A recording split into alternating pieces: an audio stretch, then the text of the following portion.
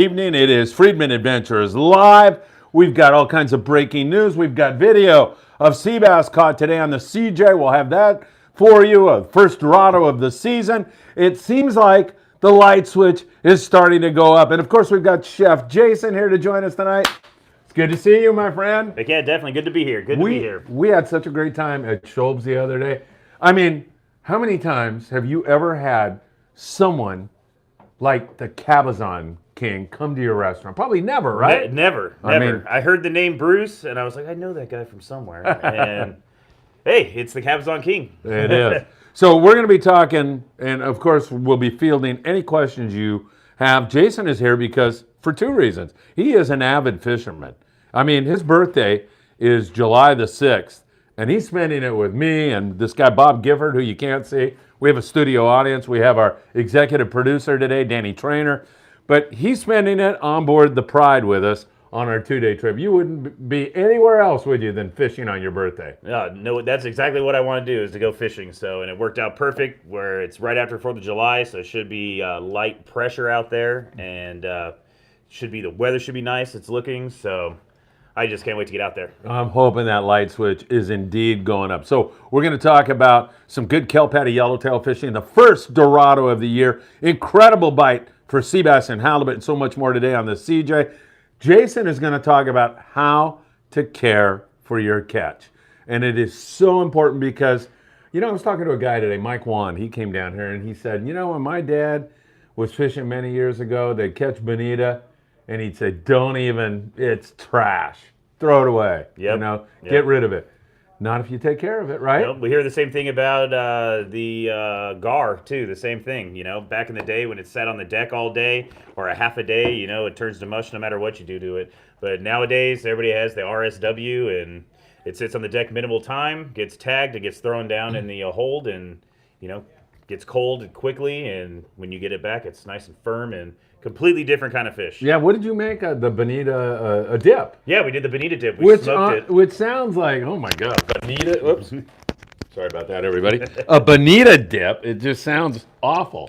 Yeah, God, it was good. Yeah, it sounds weird. It's something that I did when I was living in Hawaii. The people that owned the restaurant were Southern, so they did fish dip, and they wanted to do that. It was good. We were making it with Marlin, so you can change it to whatever fish you want, and do the same exact recipe. I mean, it's pretty much mayo and cream cheese and your fish and some seasoning. Jeff Yeomans from the 540 Slingers. Jeff, good to see you here. He's saying hi to both of us.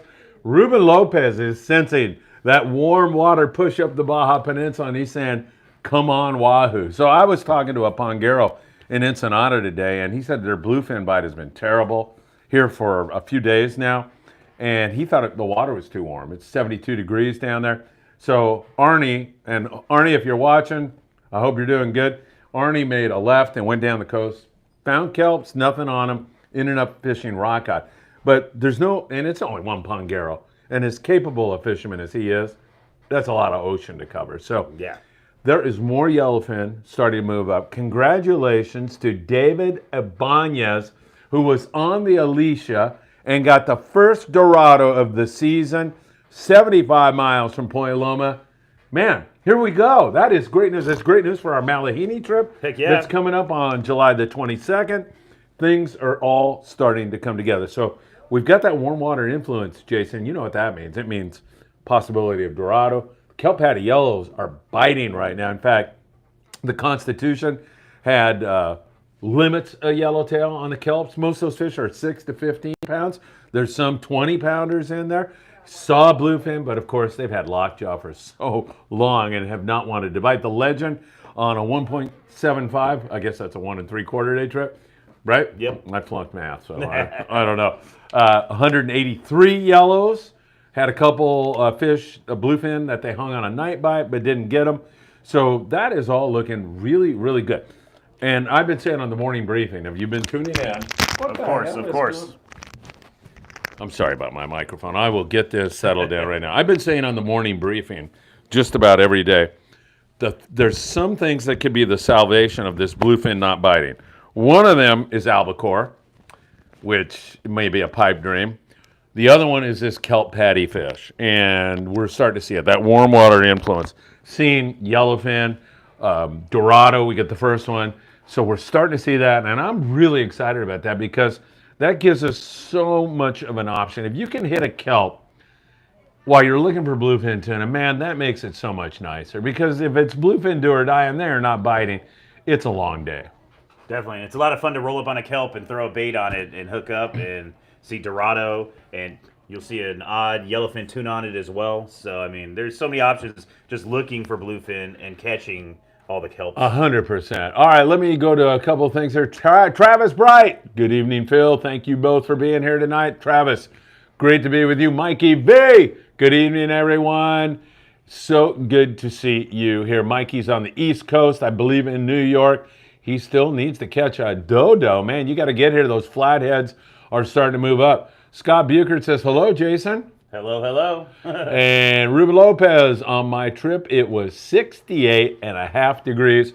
Ruben, where were you fishing? I'd really like to know. 540 Slingers, great to have you on the chat. Mikey V, it certainly is. And Israel says, hello, everyone. Israel, all my best to you. Israel donated that reel that we raffled off at your place. Do you remember? Yep, definitely. Yeah, what was that reel? I forget. Shimano. Shimano Talica 30? 20 or so, 20? yeah. Yeah. And we raised money to ship all the stuff that we've collected. In November, we're going to go down there, so I'm excited about that. Throwing a surface iron at kelp patties is about as fun as it gets. Have you done that? Oh, of course. God, it's is that so much fun. That's why you roll up on it and you know right away. It bites or it doesn't, and on to the next one. It's run and gun, and if there's a lot of patties out there, it's definitely... It's so cool to throw it, and you're not sure. Like, sometimes you don't see any fish on the kelp, and you roll up on it. Most of the time, they'll see it on the machines, but you take a grinder to and get bit. Yep, and usually Jeff's the water is right. so clear, and you can see the bait fish or the fish underneath it even. And it could be a little farther out. Like I said, you'll run into a yellowfin tuna. The dodos are always holding on that, so it's... You never know when you roll up on a kelp patty, especially when it's a nice big one. Yeah, for sure. N6UN is saying hello, Wahoo. Everybody's calling for Wahoo again. Hey, by the way, I was talking to Captain Sean Morgan. Sean ran several. Did you ever fish with him in the old days? Uh-huh. Yeah, he ran the City of Steel Beach, the Enterprise, I think. Eddie Leland and him were a team. And he was talking about when they caught that Wahoo at the bait receiver several years ago. And a lot of guys called BS on it. I'm telling you, he sent me the video. A frickin' Wahoo was wiggling on the gaff at the bait receiver. Now, you could argue that somebody transported it from Baja in a bait. I mean, it's implausible. It wasn't a real big one caught off the oil rigs a couple years ago. Yeah, a lot of them were caught there. Yeah, and it kind of was the precursor. So, yeah, I mean, it's absolutely, and it was, so he was laughing about that. Thanks, Phil. It's Eric. Thanks, Phil, for being consistent with this show. Eric, it's all for you, man. I'm telling you, thank you so much for watching. Thank you, all of you, for being a part of this. So we got this Dorado. We got this warm water influence. I know Trevor on the Freedom had 11 fish today. I think a combo of sea bass and yellowtail. Trevor was on the morning briefing today. To be honest with you, I don't know if I should tell it. Yeah, I'll tell it. Why not, right? Hey. So I sent Trevor a message, and I said, hey, I'd really like to get you to come up for an interview tonight. I'll stay late if you'll do that. And so I see him typing, and he's typing, and then there's nothing.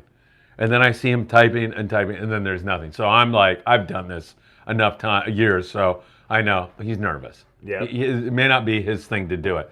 So I thought to myself, Mark Paisano and Paul Strasser, who own this place and the Independents and everything else, they were in here BSing with me earlier in the day, and I go, okay. So I typed to him, Mark Paisano and Paul Strasser actually came up with the idea of you doing this. And so... Force them into it. And so the next thing was, F it, I'll do it. And so I go, Trevor, I'll make it easy on you, please. And the kid did such a great interview. He knocked it out of the park. Tino Valentine watched it. He did such a great job. He's doing such a great job on the Freedom right now. I met his lovely fiance last night. Really nice person. I'm just so thrilled.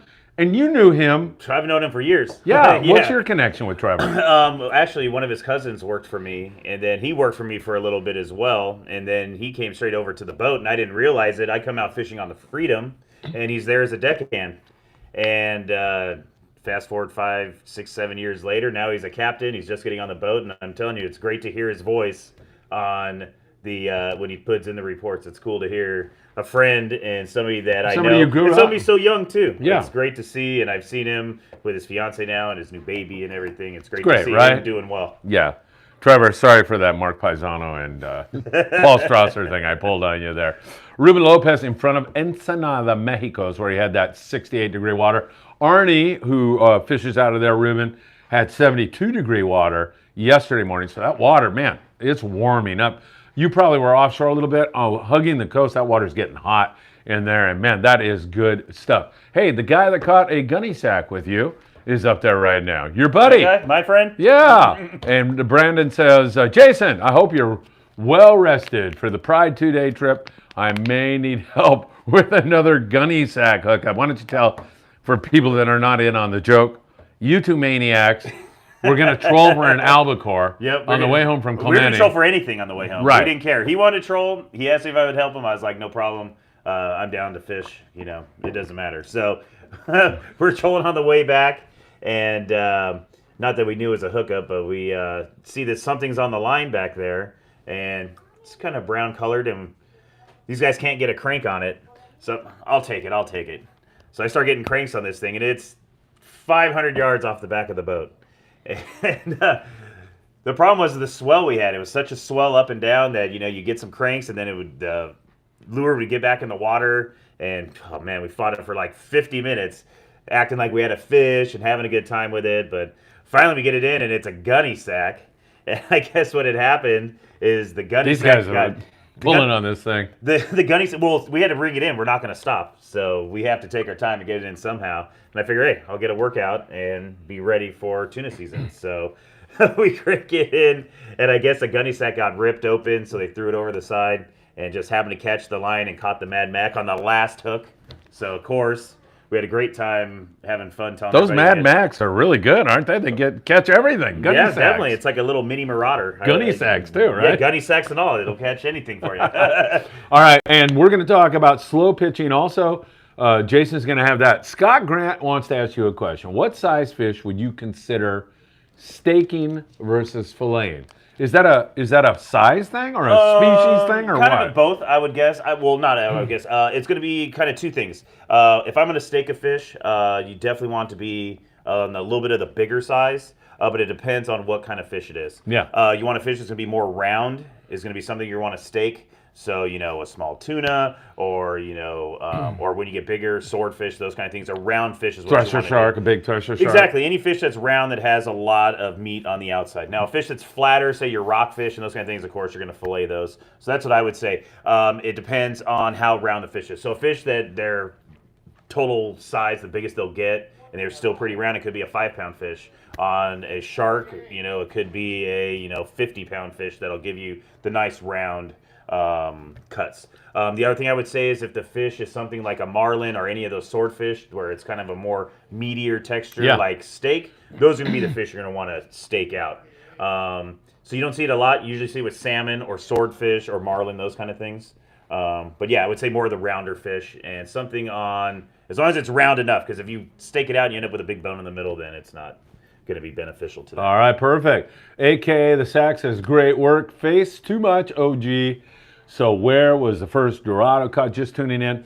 All I know is that it was 75 miles from Point Loma. I am not sure about the course. I don't know if it was down the coast, out a little bit. I'll run that down for you because it's kind of breaking news. Or maybe somebody's read something or found something out, so you can find that out. Ruben Lopez, yes, we were, I guess. Yeah, okay. KJ, and I have yet to talk about KJ, but if you're looking back here, you can see some of his trip. When you see the sea bass action, you'll see him standing in the stern with a bunch of sea bass, and another great photo up there right now. But what's up, Phil? I'm here, and I'm on my way to work as we speak, driving to pick up my clients. He's got a great limo service. I couldn't ask for a better day. Let me tell you about his day right now. On board the CJ, it was a MAG 12 charter. Limits of sea bass. They were releasing sea bass. Here's some of the footage from their trip on the CJ today. If you watch this, you'll see this guy wind up a sea bass, and they'll get down in the water and release this fish. They had limits. In fact, they said after their limits, they couldn't get away from them. They kept catching more. They tried to focus on halibut, and they ended up with 10 nice halibut to, what, 36 pounds? 38 pounds, our executive producer, Danny Trainer, says. So what a magnificent day. They had a big barracuda on there. And, of course, Mag 12 baits were working really well. The 4 halibut on the mini darts. Those white flukes were working really, really well. Really a great trip for the guys from Mag 12 on board the CJ today. I believe that's out of Cisco Sport Fishing in Oxnard. Our executive producer is H&M. This is up in the Channel Islands. You're fired. All right. I believe that's where it is. You'll tell me if I'm wrong. But what? Yeah, I'm pretty sure. Freaking 3 per rod, dude. That's pretty good, right? Heck yeah. I want 3 per rod for our 2-day trip for 2 days. Yeah, I don't know, man. Our trip, I just got a good, well, I always have a good feeling. I'm in the eternal optimist, but you got this warm water push now. That bluefin switch is going to go on at some point in time. We got fish. I won't mention the island because I don't want, but a lot of you already know, but there's yellows and sea bass. We got so many great options on this next trip. Yep, same thing as the last trip, and now we're a little farther in with warmer water and a little bit farther into it. So yeah, I think that's the key, Jason. I'm glad you pointed that out. I mean, I thought we were right on the cusp of it happening, but it didn't. We didn't catch any sea bass. Did we catch? We had 5 yellows or something at Clemente. Yeah, 5 or 7. And then we had that great rock fishing, but now we're starting to get to the point where it looks good. And Captain Eddie Leland, who you know very, very well, he's saying, I think it's just too early. I think we're back in a normal La Nina, cooler water year, and we're used to this warm water where in, May, in March, the water's warm, the bluefin are biting, we got all this other stuff, and now we're kind of back to this normal year, and we'll see how this all plays out. Let's see, Tracy's Lounge. In your opinion, what is the best way to prepare and cook a sheep's head? What a great question, because I've had one of those ways, and it was delightful. But go ahead. Well, we did ceviche with it, number 1, and then people always say it's kind of like, lobster and that kind of thing. So any kind of seared or baked works. We put it on a salad on great. Sunday. We did one blackened. We did one with smoked salt. So I would say any kind of searing where you can kind of keep the where you can see what it looks like, because it has a very wide the way the flake is, so it's excellent. When you slice it up, it kind of looks like lobster when you chop it up. The key is not to overcook it, though. If you overcook it, then it's going to get, especially the bigger the fish, it's going to get very tough. That goes for any fish, doesn't it? Definitely. I mean, even when I'm at the restaurant, if we're cooking salmon, some people get it medium rare. So don't be scared of a fish that's cooked medium, because that's probably going to be best. Yeah, definitely. All right, Scott Buchard says, yes, it is your right. I don't know what that means. Love the recipe videos. You got a fan out there, Jason. Yeah, at least one, right? Right? Yeah. Hey, one fan is all Who's I that, need. your sister or something? Probably. Your girlfriend? I paid him to post. Yeah, I do that all the time. I don't blame you. Oh, Scott says it's in Oxnard. Thank you very much. Yeah. And KJ says, Phil, you dope. It wasn't 10 halibut. It's 13. Actually, he didn't say that, but he said 13 halibut. Thanks, KJ. Keep that coming. It sounded like such a great trip. Slammin' Sammy says CJ is out of Channel Island Sport Fishing. Thank you for that. We have the Friedman Adventure family is beyond awesome. They are so good. And if you look up there, folks, you'll see some of those photos that KJ provided for us. Yeah, was that right there? Number 1. You're always Blacktail Hooks. We want to thank them very, very much. They'll be a sponsor on our next trip. Daiwa is coming through with a lot of swag for our next trip. Yeah, I'm definitely going to use those glow-in-the-dark hooks for sure. Yeah, for white Suzuki is going to provide everybody with a hat. So we're very, very happy, and we're very, very blessed, and want to extend all of our gratitude to you for consuming so much content here on Friedman Adventures.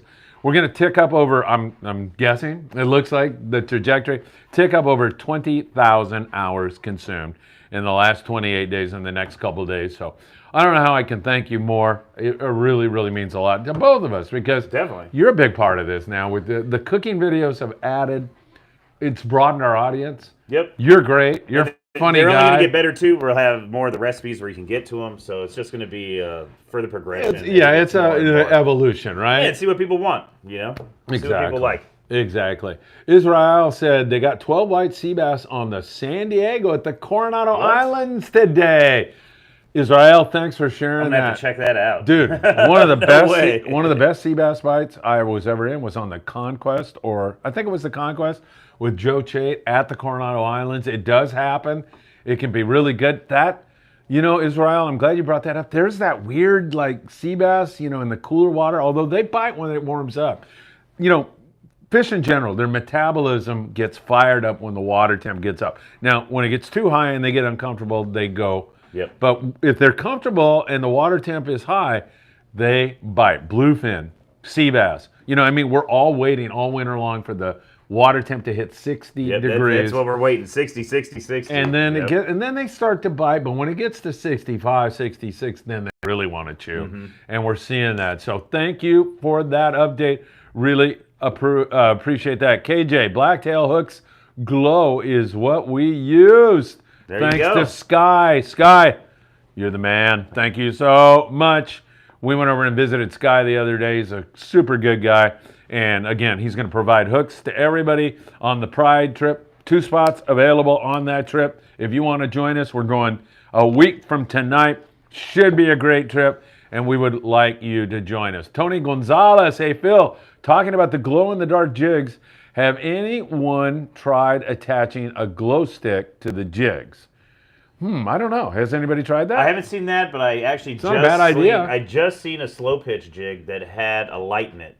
So I did see that. That's something new that's coming out. Yeah.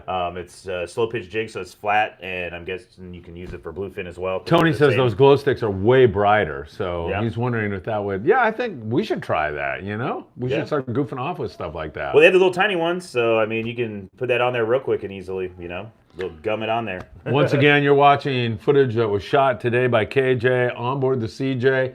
This guy's on a nice sea bass that he will ultimately release.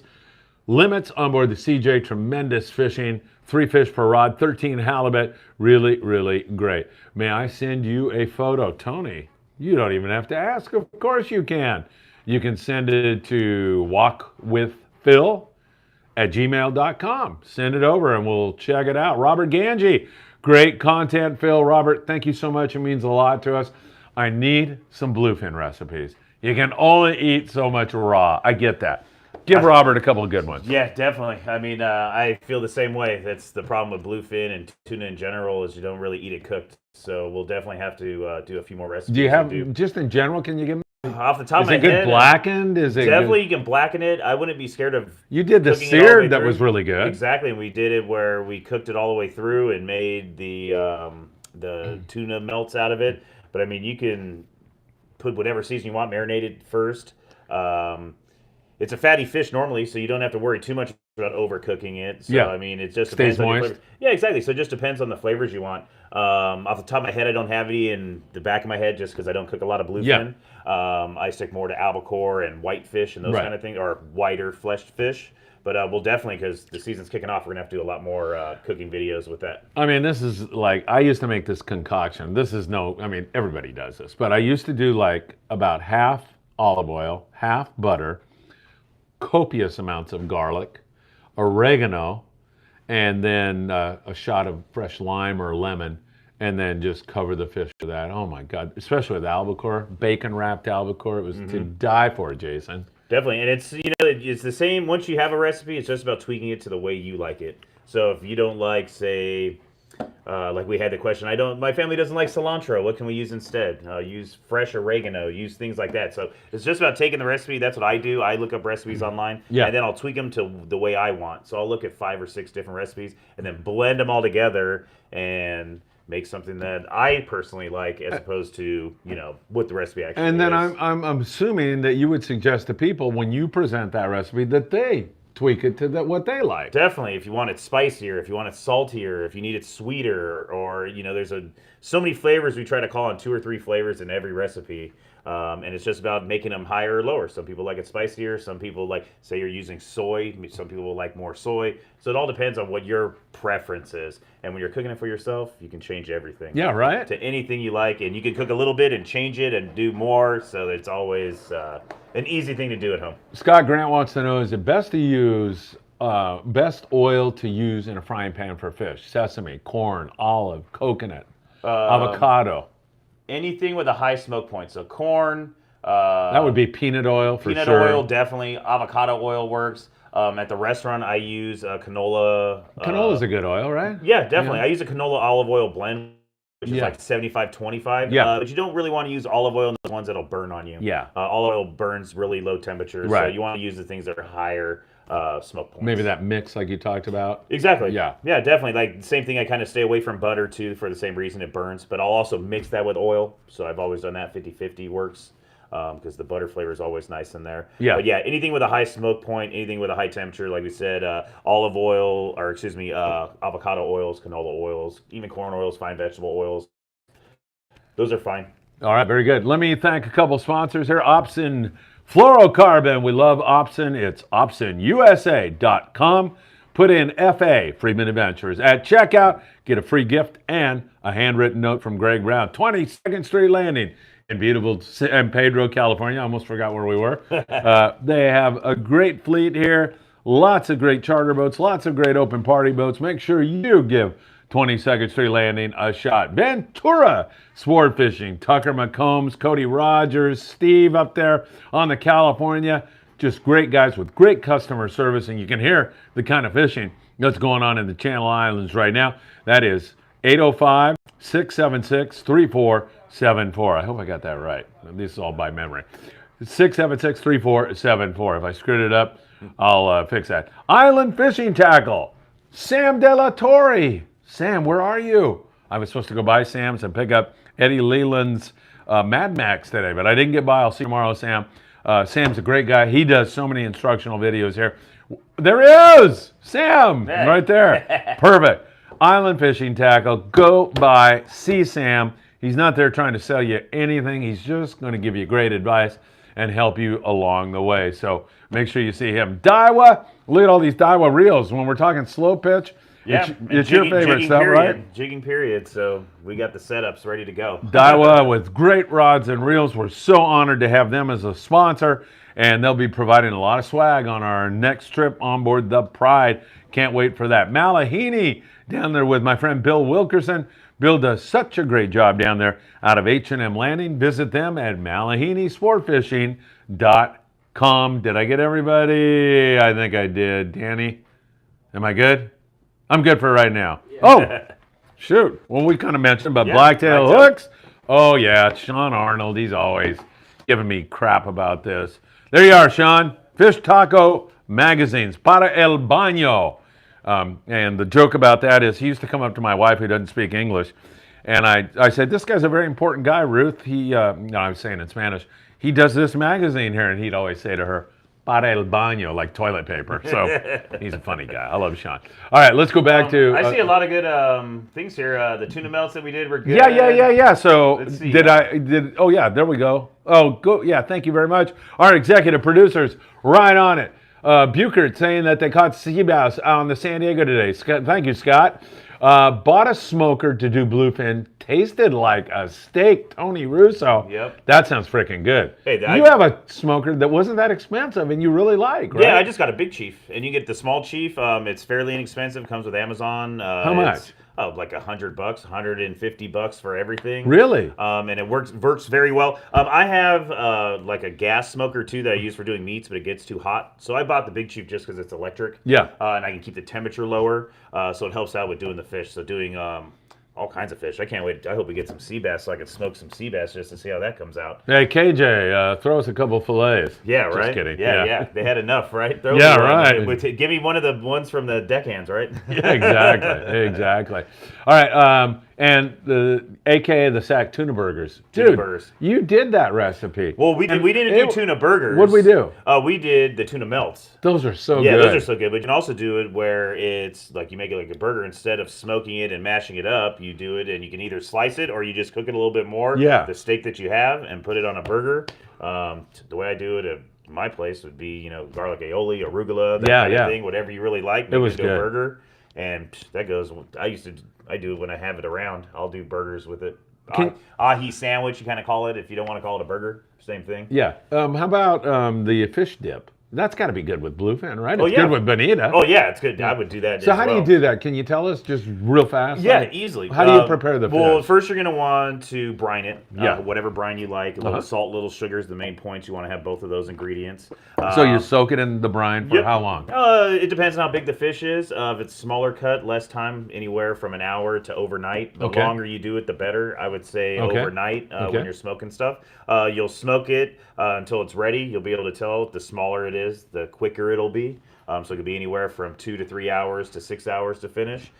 From there, you let it cool. You'll mash it up, combine it with some mayo and some cream cheese.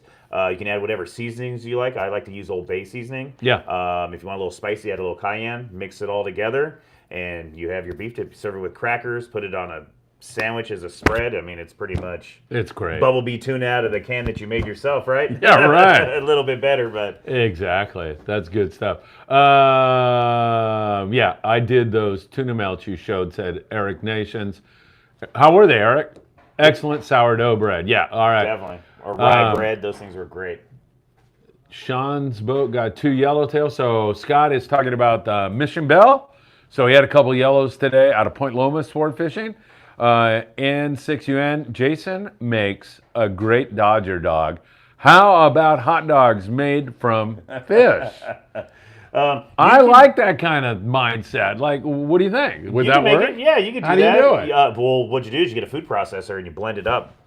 And depending on the consistency, you want more of a sausage style or Yeah. a hot dog style, you'll blend it more. Could you put it in a casing? You case it the same exact way. Oh. Yeah, I mean, it's going to look almost the same. I like mean, this I've done guy. it with chicken. I've done it with, and there's different ways if you really want to get technical with it. Yeah. If you're making it fancy, like put it through a sieve, those kind of things. But I mean, I would case it up and do it with tuna. Or I wouldn't even, you could even chop it real fine, like if you're doing it with knives and case it up. It's just about holding it together, so you're probably going to want to eat it with the casing. Yeah. If you blend it more like a hot dog, it'll hold together better. Do you But think, would you put mustard and ketchup and relish and all Probably that? not, but there's a lot of sauces that are, mayonnaise based. Yeah. You could be a little mustard, but I would put something with Mayonnaise and chipotle. Yeah, or exactly. That kind something of like thing. that. Match whatever flavor you're putting in. If you want to make it more, Mediterranean with oregano and those kind of things, you may want to make a different kind of like remoulade where it's got like pickles and stuff in it, where it's kind of more like tartar sauce. Right. But I mean, you can do that. I mean, especially a tuna or a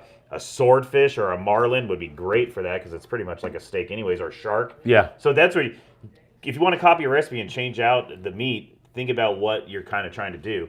What are you copying? Beef? So what kind of fish do we get that's kind of like beef? Yeah. We're going to do swordfish. We're going to do Right. marlin. We're going to do a shark. All those kind of ones will work Have well you for have that. you eaten marlin? Oh, I was in Hawaii. I was chopping heads off marlin every day. They were bringing them in to me. So, I love marlin. heck yeah, definitely. Have you ever eaten blue marlin? Yeah, blue marlin, a lot of striped marlin, So good. a lot of short-billed spearfish. Now that's something I've never eaten. Yeah, there's we get some- those in San Diego every once in a Every while. so often, yeah. In Hawaii, it's it's not like they're a dime a dozen. You see it, but you see all kinds of variety, and then they're called all kinds of crazy names. How long were you in Hawaii for? I was there for a couple years. Uh-huh. Yeah. Did you enjoy it? Oh, of course. You were on the Big Island? Yeah, Big Island and Kona. Uh-huh. So that was great, with Kona Brewing and working in the restaurant that had a fishing fleet, which was great. Oh God, yeah. So you really got to be a good chef in terms of seafood. Yeah, definitely. that was the main thing. I'm I was guessing. learning a lot in the way they store fish and the way they keep it, and it's a little bit different than what we do, which is kind of cool, and it's done by the health department that says what you can actually do. Keeping fish a lot longer than what I would think would be kosher for us. Yeah. Just because you keep it whole and you keep it cold, certain fish will last a lot longer than the couple of days you normally are used to having a fish. So Bob Osborne is our albacore guy. He pours over the statistics, and he's so important to me because if the albacore don't show up, I'm just going to say it's his fault. It's his fault. Yeah. Exactly. No, but he says there's no doubt in his mind that if you keep a fish whole as opposed to filleting it, it will last longer. Here's what he was saying to me today about this. See if you agree. When you fillet it and you open it up to bacteria too. Exactly. Where a fish has this natural mechanism to keep that away if it's whole. And a whole fish, you could put a whole sheep's head in your refrigerator, and a week or 10 days later, it's probably good. Is that true or not? I don't want to get anybody sick out there. Yeah. And check with your doctor before, but Definitely. 4, 5, 6 days for Exactly. sure. I mean, I showed you what I did. We caught that sheep's head. When did we catch that? On Thursday. And then I filleted, on Saturday night? the following Saturday. Right, so like 11 days, 10 days? Yeah, close to 9 days or something. And then, and I would say, this is the way I test stuff. Do the smell test. I do too. If it smells bad, then throw it away. Yeah. But I showed you before I even cooked the fish. Check this out. This is what we caught. Smell this. It smelled like we caught it yesterday. And it's about keeping it clean, keeping it washed, keeping it dry. When I was in Hawaii, I literally had them hanging up by the tail in the walk-in, so the outside skin is dry. Yeah. So you're not worried. Moisture is the thing you want to keep away from. So whenever you have fillets or whole fish, try to keep it from sitting, like have it on a rack on a sheet pan or whatever container it is. Yeah. That'll definitely help. I also, that sheep's head, I rinsed it off a few times, the outside, just because, slime comes out of a fish no matter what. Some are more slimy. Speaking of sheep's head. Yeah, right. Number one was the one I filleted that day, too. Oh, that's crazy. Hey, I think we need to go back up again, don't we? Because I'll catch up. We got a ton of stuff coming in. Let's go through. So let me just start reading them. Yeah, let's start Sam De La Torre. Sam, it's always good to see from you. Grapeseed oil works really well for cooking fish. Agree? Yeah, definitely. That's Israel says poached tuna in olive oil. We call that confit, which And means to cook in its own fat, even though we're doing it in olive oil. So it's kind of an oxymoron. But definitely that is a good way on the super lowest heat. That's a great way, especially for a salad or to put on a burger. AKA the Sack says tuna jerky is great too. He's right? Oh, yeah, and you candy it. I mean... How do you candy it? When you're... drying it out, you kind of dip it in a sugar solution of whatever you like of flavor, brown sugar, a little bit of water, and then as you dry it, it candies the outside. Same thing as you do with bacon. Okay. Kind of the same thing. Right. And it just makes a sugary crust on the outside. I always I'm not a big salmon fan, but every time I go up to Seattle, I got to get candied salmon. Yeah, heck yeah. I have to. It just tastes good. Hey guys, 14 likes. Can we get this up to 50 likes, please? We really need you to like it. That's really will make my day if you can do that, please. 50 likes. I know you can keep it rolling. I'll keep him here till midnight tonight, right? Does that sound okay? Sam De La Torre, I should say hello to Diego and Luna, Sam's kids.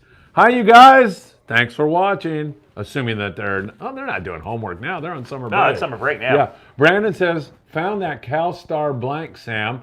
Thank you so much for calling me back. One of the few people that ever calls Brandon back. Just kidding, Brandon. How to cook cod. Scott Bucher wants to know. Or sea bass. Those are similar type fish. Yeah. What do you say? Well, it all depends on the style you want to go with. When I just think of that, I think of white miso, that kind of thing as a glaze is very good. All those white fish are so flaky that it's really open to how you want to do it. If you want to sear it, the cod or the white sea bass, I'm dying to do some fish and chips with. Oh my God, so that's an easy one. Beer battered, put in a taco or even as fish and chips. Oh, you can't go wrong. I was working the Scottish Festival. Oh yeah. At the Orange County Fair, and the guy that ran the fish and chips thing, I don't know why, he sent me over fish, and man, there's nothing as good as that. Can't go wrong. So good, yeah. Dino says, Chef Jason and Phil, please keep all the fish recipes coming. Need to get up, have a meal with you guys. You do, Dino. We miss you. I'd really like to see you. Dino is such a great guy. He was out there on the veterans trip out of San Diego, and we hit it off, and he gave me some info on some good perch fishing down the Baja coast, which I screwed up, went to the wrong place. But Dino, we're going to have to go together. Donald Stevenson. Donald, welcome to our show. I love my 7.6 Daiwa TOD with my Daiwa Saltiga Star Drag. We love Daiwa too. Donald, do you have anything like that here? I got my Saltigas right here. Yeah, there you go. I got all Saltigas. I got the 40, the 60, the 35, the 15 now, so... AKA the Sack says you can grind up the tuna like a burger. Yep. Is that true? Too. Yeah, definitely. And then garlic and oregano or whatever, right? And if you don't have a grinder, you can always just rough chop it with a knife. I mean, you start off with it like pokey chopped, and you keep chopping it down, and it's the same kind of thing, Maybe a couple different sizes of cut, but you can always get away with that if you don't have a grinder. So Arnie Man. So Arnie Man runs out of Ensenada. He's a pongero down there. He's a super good guy. He's probably eating his palomitas during the show. Anybody know what palomitos are? Do you know? Popcorn. Popcorn. He says he always gets his palomitos for the show. Hey, Arnie, gusto a verte, mi hermano. Suerte mañana con los pescados. He says, hello, Philip. I've missed the show a lot. I know. Arnie, I thought you didn't like me anymore. He's been fishing hard. He's a hard fisherman and a capable, good fisherman. We're here. They found the tuna south of Ensenada, 28 miles to the south. This is breaking news. Wow. Going Is down that south. yellowfin, atún de aleta azul, or amarillo? I'm asking him, is that bluefin or yellowfin tuna? Arnie, please, we need to know. Let us know. Chef Jason, what type of fish should we cook with the skin on? Is there specific fish that method of cooking works best? That's the gunny sack guy. Brandon. I would say, well, me, I don't cook a lot of fish with the skin on. Only it's kind of a European thing for me. But if I'm doing whole fish where it's fried or that kind of thing, then definitely. I would say something that's not too oily because the skin won't crisp up enough. So tuna, it's got real thick skin, that kind of thing. Those fish that have a thinner skin will work a lot better. Yeah. Then you kind of get it crispy. Yeah. I personally don't like the flavor because underneath the skin it has a little bit of fat and that kind of thing. Right. Like if you ever fillet a fish, like even the sheep's head, it'll be kind of red underneath. So it's kind of an off flavor that I don't like. It's a little fishy, but you know, some people love that stuff. And like I said, if it's something that's fried, even I'll fry a small sheep head whole. I'll eat the skin right off of that. The thing is to get the scales off. Make sure you take the scales off. That. That's the main thing. Yeah. And that's, probably what I would do with it. Perfect. What was I? Oh, Sean Roberts was scheduled to be on tomorrow morning at 8 o'clock. He's not going to be able to make that, everybody. I apologize to you. It's going to be a 12 noon presentation. So tomorrow, live show at 12 noon with Sean Roberts. The last time he ran the Pride, 61 white sea bass. The guy's been red hot. I can't wait to talk to him. We'll talk about our 2-day trip that's coming up and see what he's thinking. The way things change nowadays, you can't even talk about where you're going to go till about 1 hour before the trip. Pretty much what happened our last trip. Yeah, exactly. Exactly.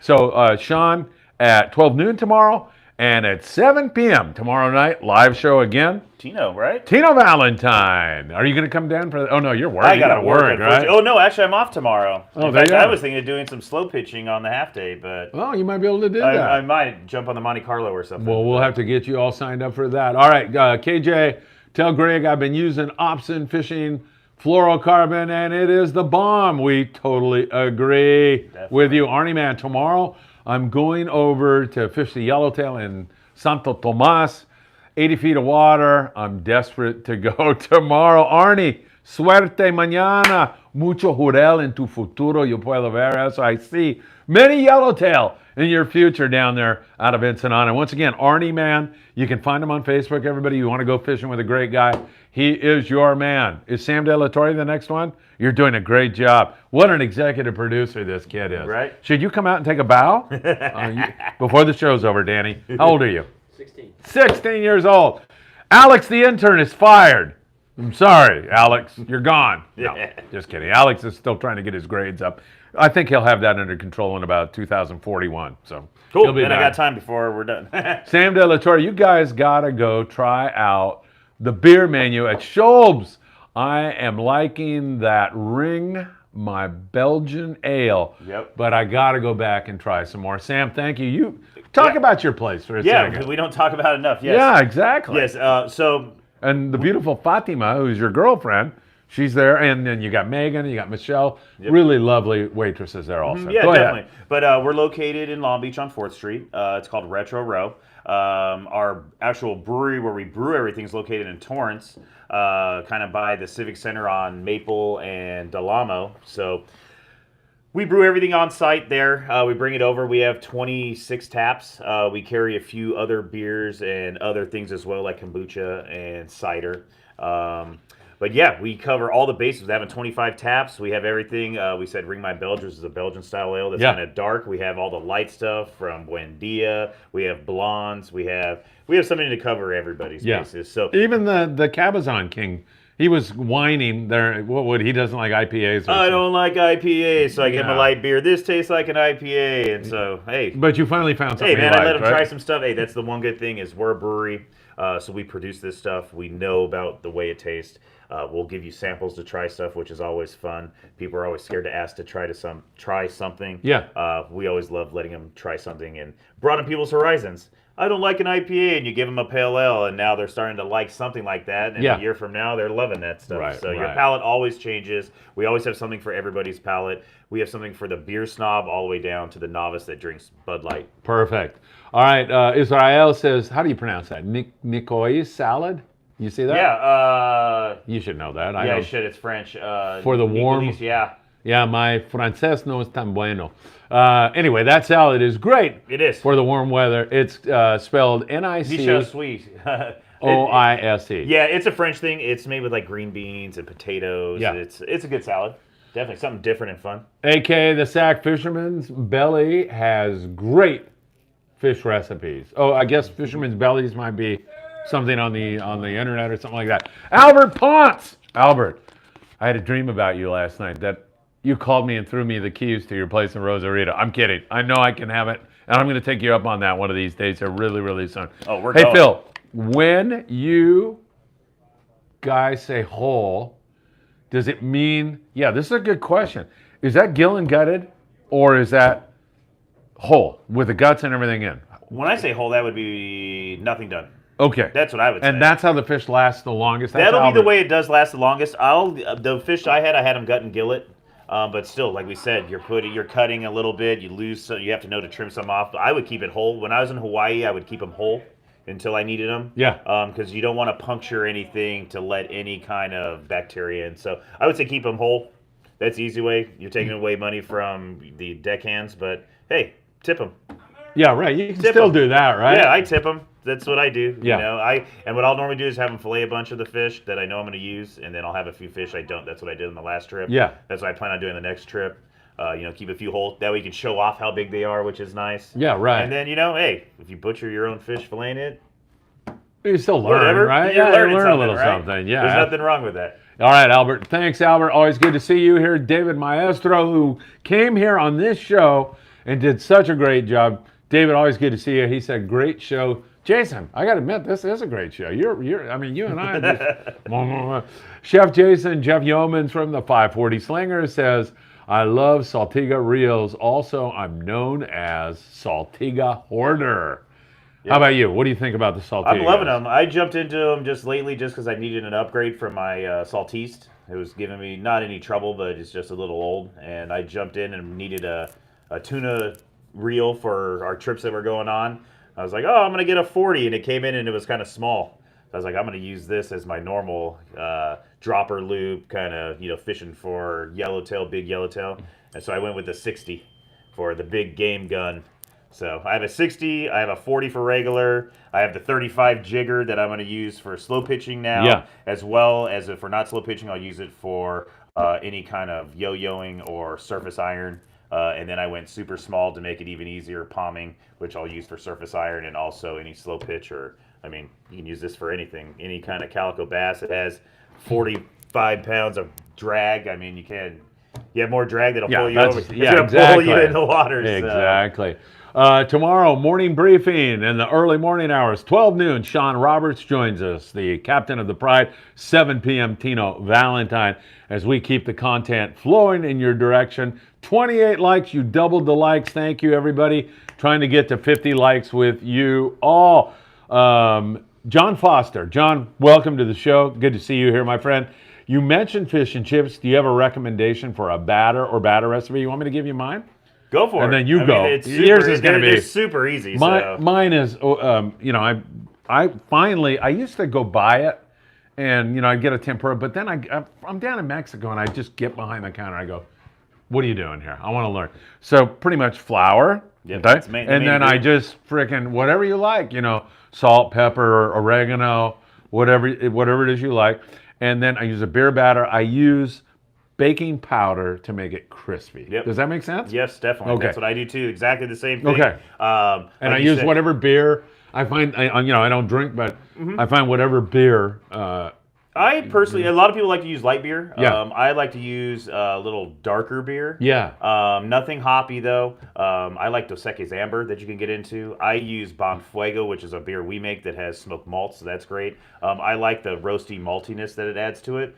But definitely, it's all about what seasonings you want to put into it. I put Old Bay seasoning. If you want a little spicier, a little cayenne. But like you said, you can put ground oregano. You can put whatever you'd like, what you would prefer. If you want more garlic, those kind of things. But keep it simple. Keep it simple, stupid. Yes, There's no reason to get wild with it. Hey, any Patreon member who won something on this show and have not received it, I deleted my list on my phone of some of you winners. Please send me a text and I will take care of you, and I deeply apologize. I lost all my hair thinking about it. So now everybody's going to text you. I know. I trust these guys. Oh my God, 10,000 people I forgot to send something to. I don't trust us as far as you can throw us. 657-227-6459. If I screwed up and screwed you up, please, I apologize for that. All right, Ruben Lopez. He wants to know about a fish taco batter. We just covered that. Ruben, I hope you liked it. Arnie, 28 miles south of Ensenada today. It was bluefin tuna that they saw. And Arnie's favorite down there in beautiful Ensenada, Baja California. Ay, quiero irme allá.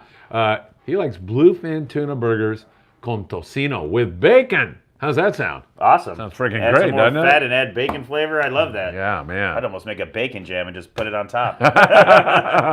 Abraham Esparza. Abraham is a great guy. No offense to Dan Hernandez, but I'd rather tune in here on Tuesdays. Great show. Keep it up. Love the morning briefing. Abraham, thank you very much. Dan's a good guy. He does a lot of good work with kids. Maybe you can watch both, you know? I mean, it's okay with me. He's a good guy. Does a great job. Nice job, Arnie, says Brandon. So I guess he's talking about him finding those fish.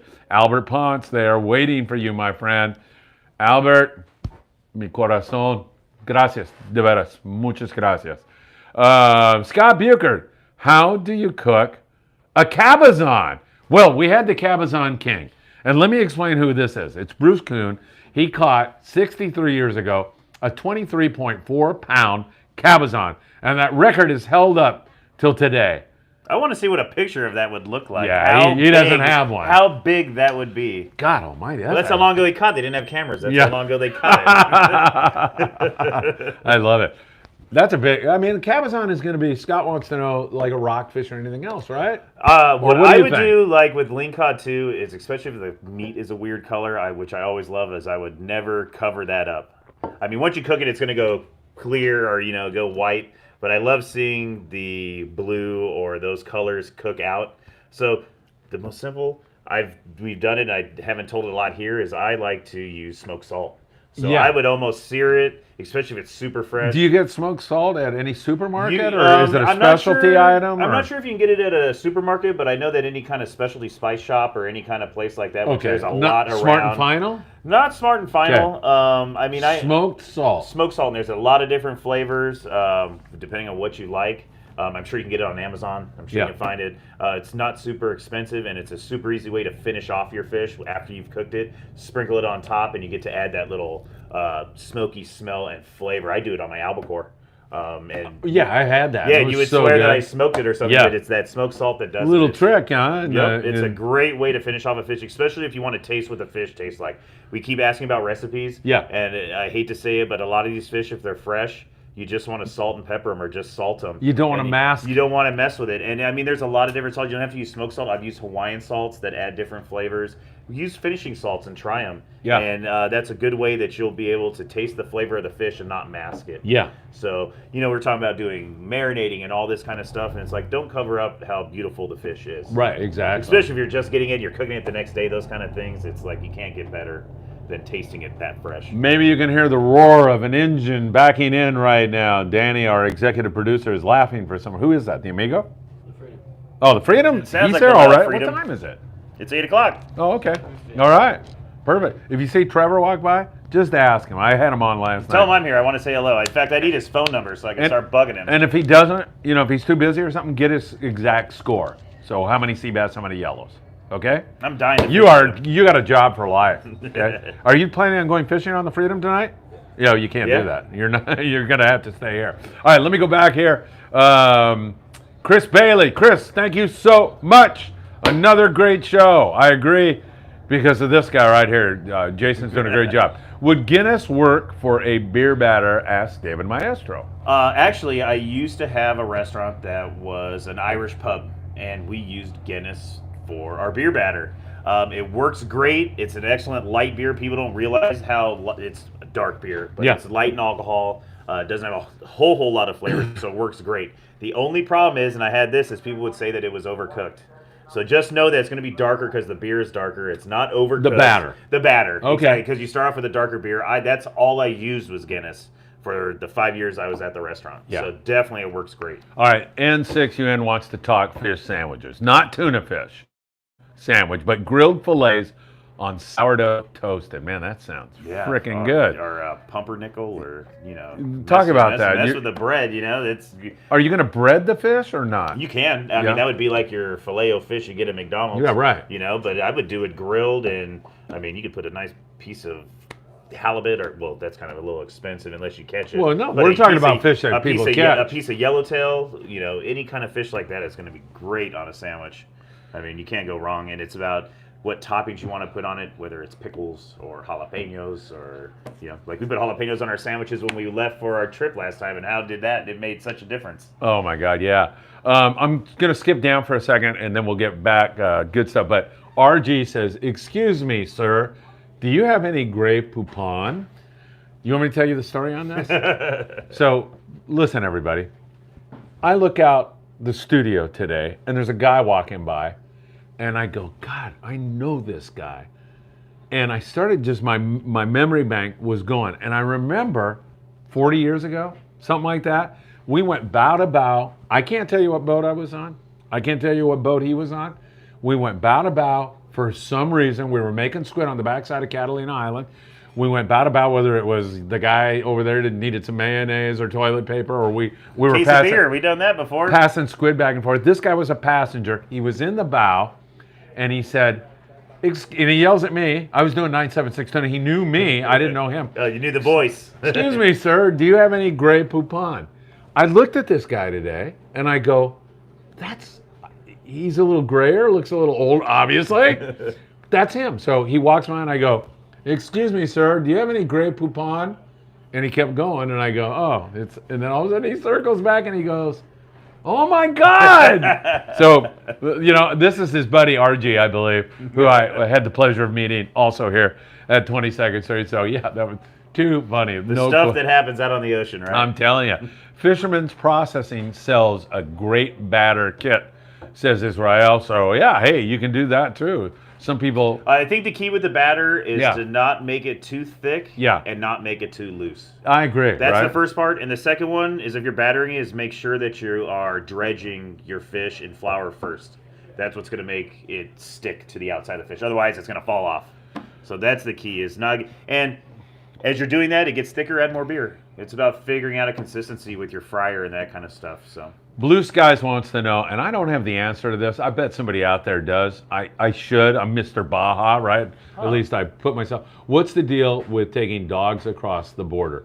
I know that you're going to have their rabies, be able to prove that they've had their shots and all of that. But I sincerely don't know the answer to that. If anybody else out there can help us, that would. Yeah, I'm a dog lover. We allow dogs at Shoal. Yeah, you do. Yeah, definitely. We love dogs. So yeah, you let me right in. So yeah, right. that was the evidence. OC dog, we let him in, right?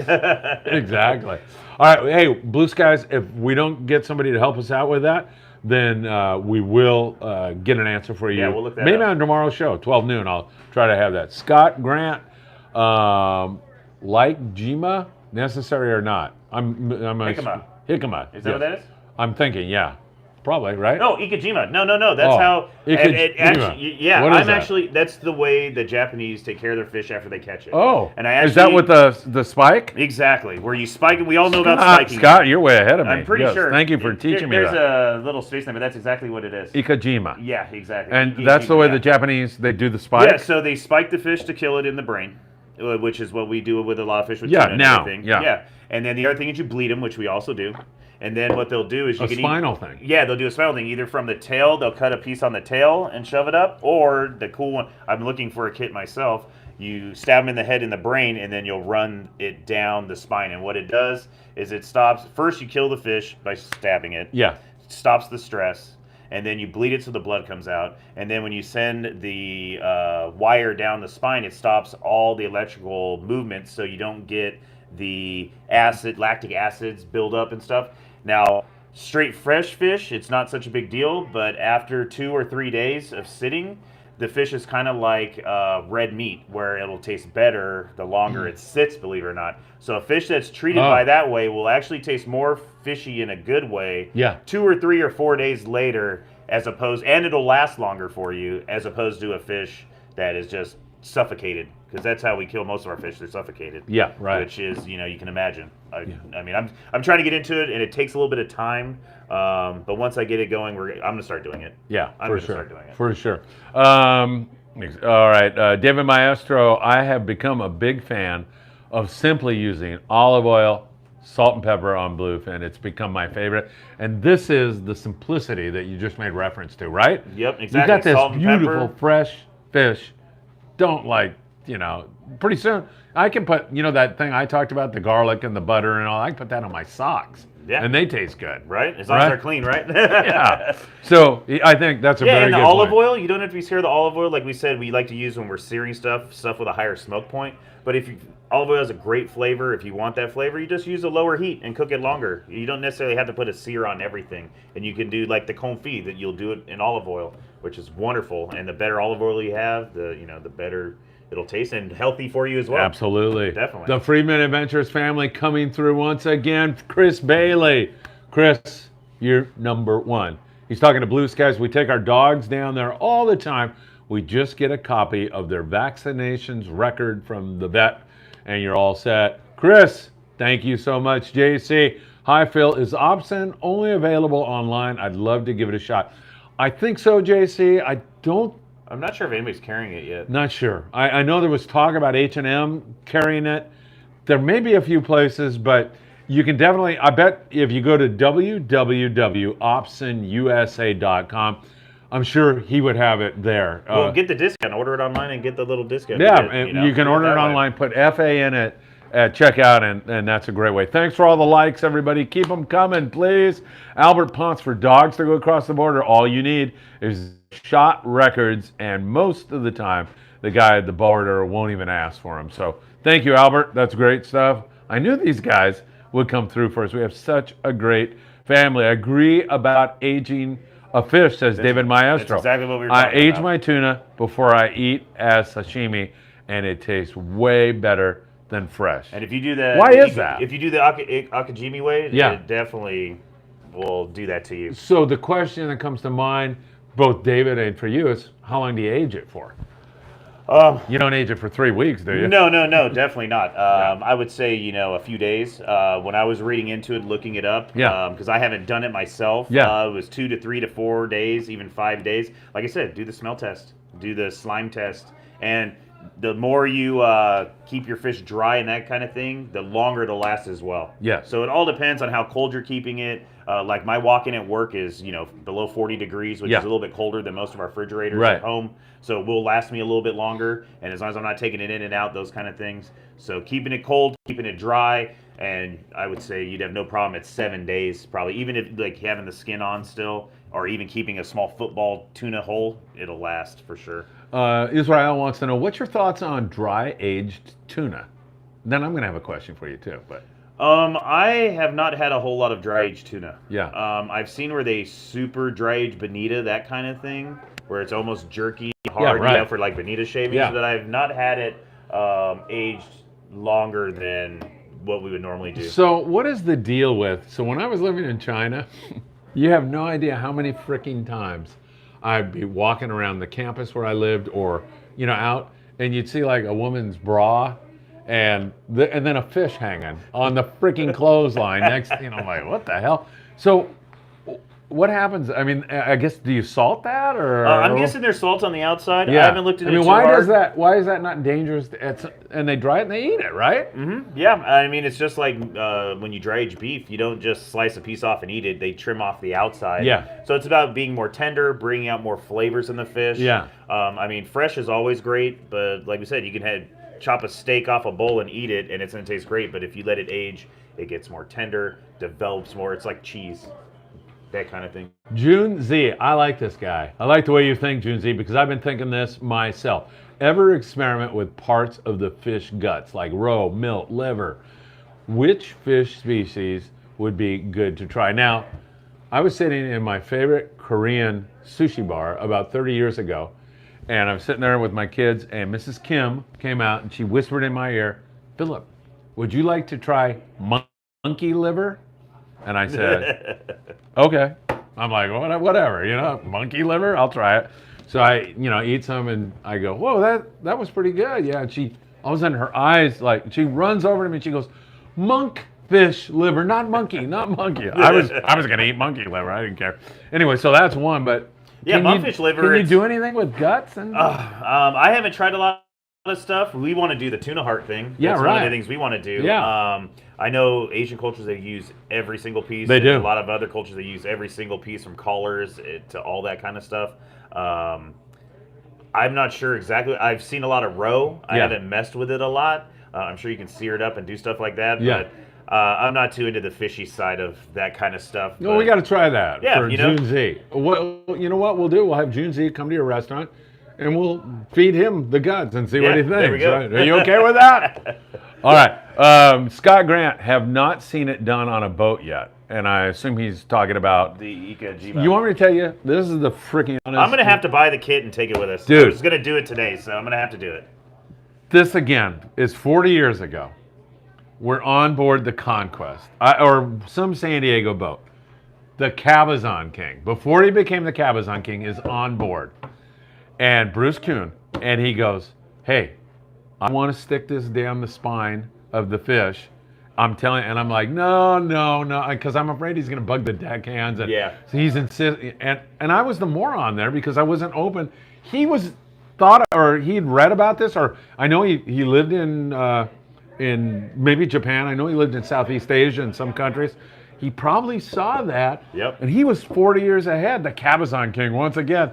And I was the one like, no, you're not going to do that because, the guys are trying to put the fish down or do whatever That's they the were thing doing. I'm worried about is we're in a bite and I'm going to stop to do that, but it's like it's almost worth it. It is worth it. I was wrong. It's going to be, worth it. I humbly apologize to the Cabazon King. Once again, a man that was way ahead of his time, right? Big time, right? Even though we can't tell half of the jokes he was telling at your restaurant because they're a little politically incorrect. I'd have some kids watching. Right, so. yeah, we won't do that. David Maestro, I do 3 to 5 days on the aging of the tuna. Yep. That sound about right to you? That's what I said. Especially, that's going to be perfect. Blue Skies, thanks, Albert, for the great info on the dogs, and somebody else helped out with that also. 540 Slingers, if anyone is interested in trying a new sauce for their fish, try Zoom. It's like a pesto made with cilantro and jalapeno. Where do you get that, Jeff? That sounds like it's with. That sounds really good. It sounds like it's going to be spicy and really, really delicious. Are they unloaded out there yet? Or Go get the fish. yeah, let me know what they caught. And if Trevor wants to come in for a little bit, bring him in. If Tino's around, same thing. What a kid, right? This kid is taking over and doing such a good job. All right. Blue Skies, they dry fish in the winter, I believe. So he's right. It was wintertime. I'm pretty sure. Yeah, you're not leaving it in the sun. Like it was 30 below zero or whatever. Where I was living in Quinchon, it never got too cold, but it snowed and 30 degrees, 28 degrees, I like can that. smell the fish now coming in. Yeah, really. I know they're unloading a whole bunch of fish. I can hear them calling sack tags out there. Yeah, it's kind of cool to have the studio here, right, Jason? Because you know exactly what's going on. No kidding, man. It's right at the foot of the ramp. Exactly. David Maestro, I got one from Amazon that you spike the fish and then run the wire through the hollow spike. Yeah. Oh, that's cool. I've seen that too. It has a small spike for small fish and a large spike for obviously larger fish. So yeah. Yeah, they're like $40 or so. I see what looks really cool to me is they have the eel spikes, which what they use to pound the eel down into the board when they skin them and do that kind of thing. Right. And that looks like a good way to spike them. I'm just kind of scared to hit them right in the spine and do it like that. I kind of want to go through the tailway and go backwards. Right. So We'll see. I'll have to get one, and we'll have to mess around with it. You know what? Dave Dodge is a good friend of mine. He's a captain, and he talks to me about taking care of his fish. He never rinses his fish with fresh water. Something that I had done a lot in the past. The last time I got our fish from the Amigo, the fish were so clean, so I just patted them with paper towels. And so Dave does this whole patting with the paper towels, never puts any fresh water on it. And then the next day, he pulls them out, does the paper towel thing. He says, moisture is your enemy with fish. Yep. He does this like 3 or 4 days. I'm like, what a pain in the neck that is. But it's worth it. Is it worth it? It's worth it in the long run. Yeah. You can have longer longevity because it's hard to go on your fishing trip and cook all the fish you catch in a reasonable amount of time besides giving it away. But yeah, definitely. You can rinse them off. My whole thing when I'm on the boat is I'll look and see how they're cleaning the fish. If they're cleaning the fish and they have a hose that rinses it off and they're doing that, then cool. Then I would do that pat technique. Don't worry about rinsing them off at all. But a lot of times they're being rinsed with water out of the bait tank, that kind of thing. If that's happening, then I will rinse them off very quickly. You're not soaking them in water. It's just a quick rinse off and definitely pat them dry, keep them dry. And like I said earlier, I like to keep them on a rack or keep them up above whatever they're sitting in. So that way, if anything drips off, it drips off into the bottom. And you can see when you check it the next day, there'll be water or juices in the bottom that aren't on your fish. And that'll keep your fish. Because what happens in the moisture, that's where the bacteria are. yes. So if you can keep them There you go. semi-dry, that's why you're patting them dry. I'll pull them out, rinse it off. I can make a fish last so much longer, even in the restaurant, by doing that same exact thing. N6UN, Phil, in your world travels, what's the difference in fish meals, dishes that compared to the U.S. and Southern California? Well, first of all, here in SoCal, I mean, it's pretty much, I want a piece of filleted fish. Yep. And my wife for years used to say, you don't know what you're missing with this whole fish, fried. It tastes so much better. I'm like, you're out to lunch. She's from Costa Rica, so, and you see a lot in Mexico and Latin America. Man, when I finally did it and squeezed the lime, oh my God, the taste was so good. Also, as we look around, we're starting to get screwed up here again. You're back, I know. As we travel around, like in China, God Almighty, I went with this Chinese teacher, and she was going to order this giant squid, and I just I don't know, just with this sauce on it, and we were in this restaurant in Kunshan, China. It was the best. I went back there and ordered that so many times. Like it's street food in China, Korea. Oh my God! In Korea and Seoul, we walked around. There's lobster. There's clams. There's Everything on a skewer. oh, just so good. Ceviche in various parts of the country. I think that in other parts of the world, A lot more whole fish, like you said. a lot more whole fish, and more open to Steamed and stuffed with spices and herbs. Yeah. That kind of thing. Yeah. A lot more, because I think here in the United States, we're scared of eyeballs and faces. Yeah, right. Like everybody, I could serve a whole fish if people want me to take the head off. Yeah, and fish eyeballs are very common in China. And I don't eat fish eyeballs, but I know done the it. cheek, and there's a lot of fattiness, and you think it's not meat, but that fattiness is flavor. And you eat that with a piece of meat, that's what you're missing Joaquin out on. Espinosa from Promar, he's with Promar, and we did a Spanish radio show together for a couple of years. I was visiting his grandmother with him in Tijuana, and I went out on the street, and there was a taco bar there, and the guy goes, "You want to try ojo de vaca? Cow eye." And I just looked at it for a second, and I go, "Yeah, I'm not gonna. I gotta do that." Some guy told me. I told him that same story, and he goes, "Man, you missed it. It's really good." So someday we're gonna have to try. Yeah, that. someday. I just got to work up the guts to do it. Israel wants to know, Chef Jason, do you ever steam fish? Do you have any good steamed fish dishes? I don't steam a whole lot of fish just because I don't have a true steamer. But yeah, steaming fish is a great thing. You put a little wine. When I worked at the Amaristi, we did a lot of steamed fish. You put a little bit of herbs on it, and you do it with some wine and stuff, and you can do it no problem. It's a great way. You just have to have the right equipment, which isn't much. A steamer or a pan, or even one of what's nice is the Asian steamers, the bamboo steamers. Right. Because you can use it for dumplings and everything else as well. So, I don't do it too much at the restaurant. But yeah, doing poached, which is pretty much what that is, steamed, is a great way to cook fish. Hey, thanks everybody for the likes. If you don't mind, if you haven't smashed the like button, please do so. Right now, Brandon says, I'm curious, has anyone made a spray down wash for our fishing rods? They've got stuff for cars. You would think someone would have a spray down for a rod and reel. No, I don't know. I think they do for with having all the Spectra and braided line. They do have something like that. Yeah. Do you know the score on the Freedom? 18 big old yellowtail. 18. 18 Nice big yellows yellowtail. for Trevor. Doing such a great job. Is he going to come in here? He was still on the boat. All right, he's on the boat working. And is Tino around there? All right, you're doing a great job. I don't care what Jason says. All right, right? Isn't Right. it? Yeah. All right, let's see. All right, so Blue Sky says, if you overcook roe, the eggs will pop and go all over. Like popcorn, huh? I can believe Have that. you ever for done sure. that? Like No, where I it's haven't cooked popping? up a lot of roe. I mean, I usually keep it raw, like I'm uni, those kind of things. The big like, roe thing when I was a kid working on the boats, I worked a half-day boat, Redondo Special, was barracuda roe.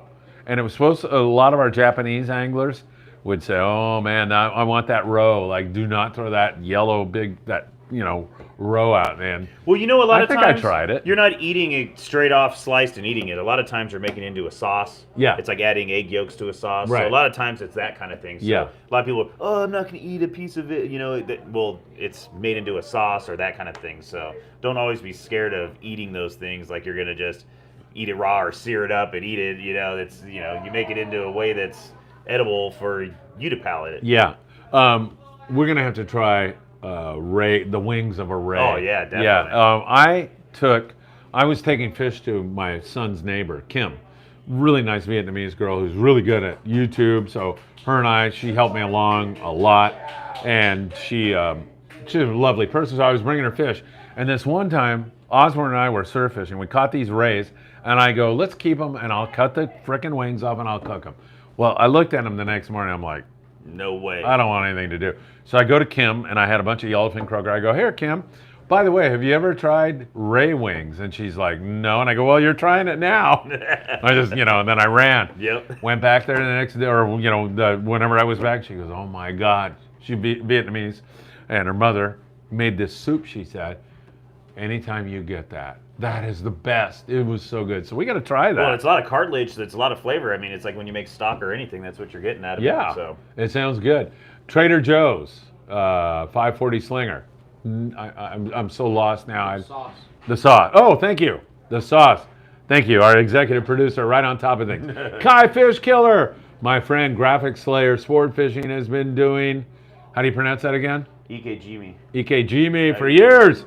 It really turns the fish nice and clean. I believe it, Kai. Yep. I mean, Bruce was trying to get me to do that 40 years ago, and I didn't go for it. Now, I mean, this evolution on sport boats has gone from leaving your albacore in a gunny sack, and maybe the guy, running the hose over it every once in a while, so often. to now where the fish is so well taken care of that Yep.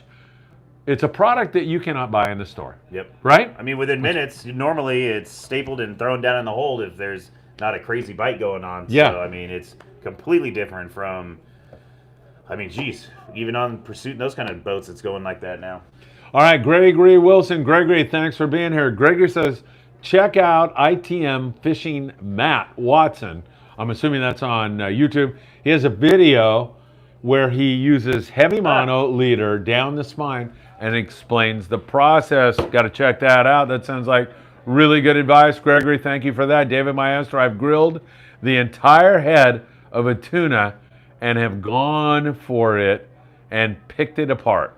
Lots of meat and ate the cooked eyeball before. Was it good, David? I'm assuming it was okay. Yeah, It's got to be all I right. wouldn't doubt it, but I mean, there is so much on the head, and we just throw it away most of the time. Yeah, and that's really a shame. And that's, that question about going to other parts of the world, they don't waste anything, You The idea of scrape the filleting a bones fish even. and throwing, they're like, wait, there's meat in the head, there's Yep. all this Or good even to stuff. make stock for soup. Make or a great anything, bouillabaisse, right, or Yeah. whatever. Exactly, for chapino or anything, And some of that comes from, like when I'm in China, I'm aware of for the last 70 years they've had this renaissance where but they were living in poverty, so they didn't waste anything. Nothing. 100 years ago, and they learned to use absolutely everything. So you're eating all kinds of stuff, duck hearts, and I remember Shelly, my neighbor, sent over her daughter.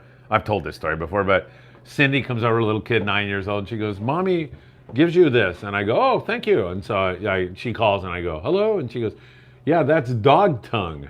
Dog tongue. And I'm like, oh, okay, thank you. So I'm looking at it and I'm going, these are small dog tongues, but I'm like, I don't want to eat a frickin' dog tongue, do I? So I like opened my window and I had a cat. I was up on the 4th floor, but this cat I fed every morning, and I looked down, there's a cat, and there you go, enjoy it. Great. And then she calls back, and there was another one of those monkey things. Yeah. It was like, duck tongues. Yeah. Oh. And then she's like, I go, oh, I thought you said duck. And she goes, oh, my English is not good. You don't understand me. She was so bad about that. But too much. Chico Penn makes a rod and reel spray. Chico. There you go, Brandon. Thank you very much for that, David Maestro. I also steam my fish with lemon, grass, ginger, and soy. Definitely Asian style for sure. That sounds good, right? Definitely. You know, most of of the belly and all that. Yeah. Most of the time in China, it was steamed. You know, very rarely was it a piece of fried fish. Yeah. Or it's A lot like, of in a steamed wok fish. fried, that's a little different, It Yeah, depends right. on how big the fish is. I mean, it's just easier. And I think what it is, too, is you're getting bigger fish. Steaming it, it'll still stay moist without overcooking too much, whereas you're trying to fry a big piece of fish, the outside's going to be kind of overcooked, the inside's going to be undercooked. Yeah. So that's part of the problem, too, is you have a lot more control. Here's the question for the Friedman Adventure family, because I'm old and I forgot. When I was in Sinaloa, Mexico, we had this fish, and it was cooked sanderis. What is that word? I don't know. And I'm not even sure.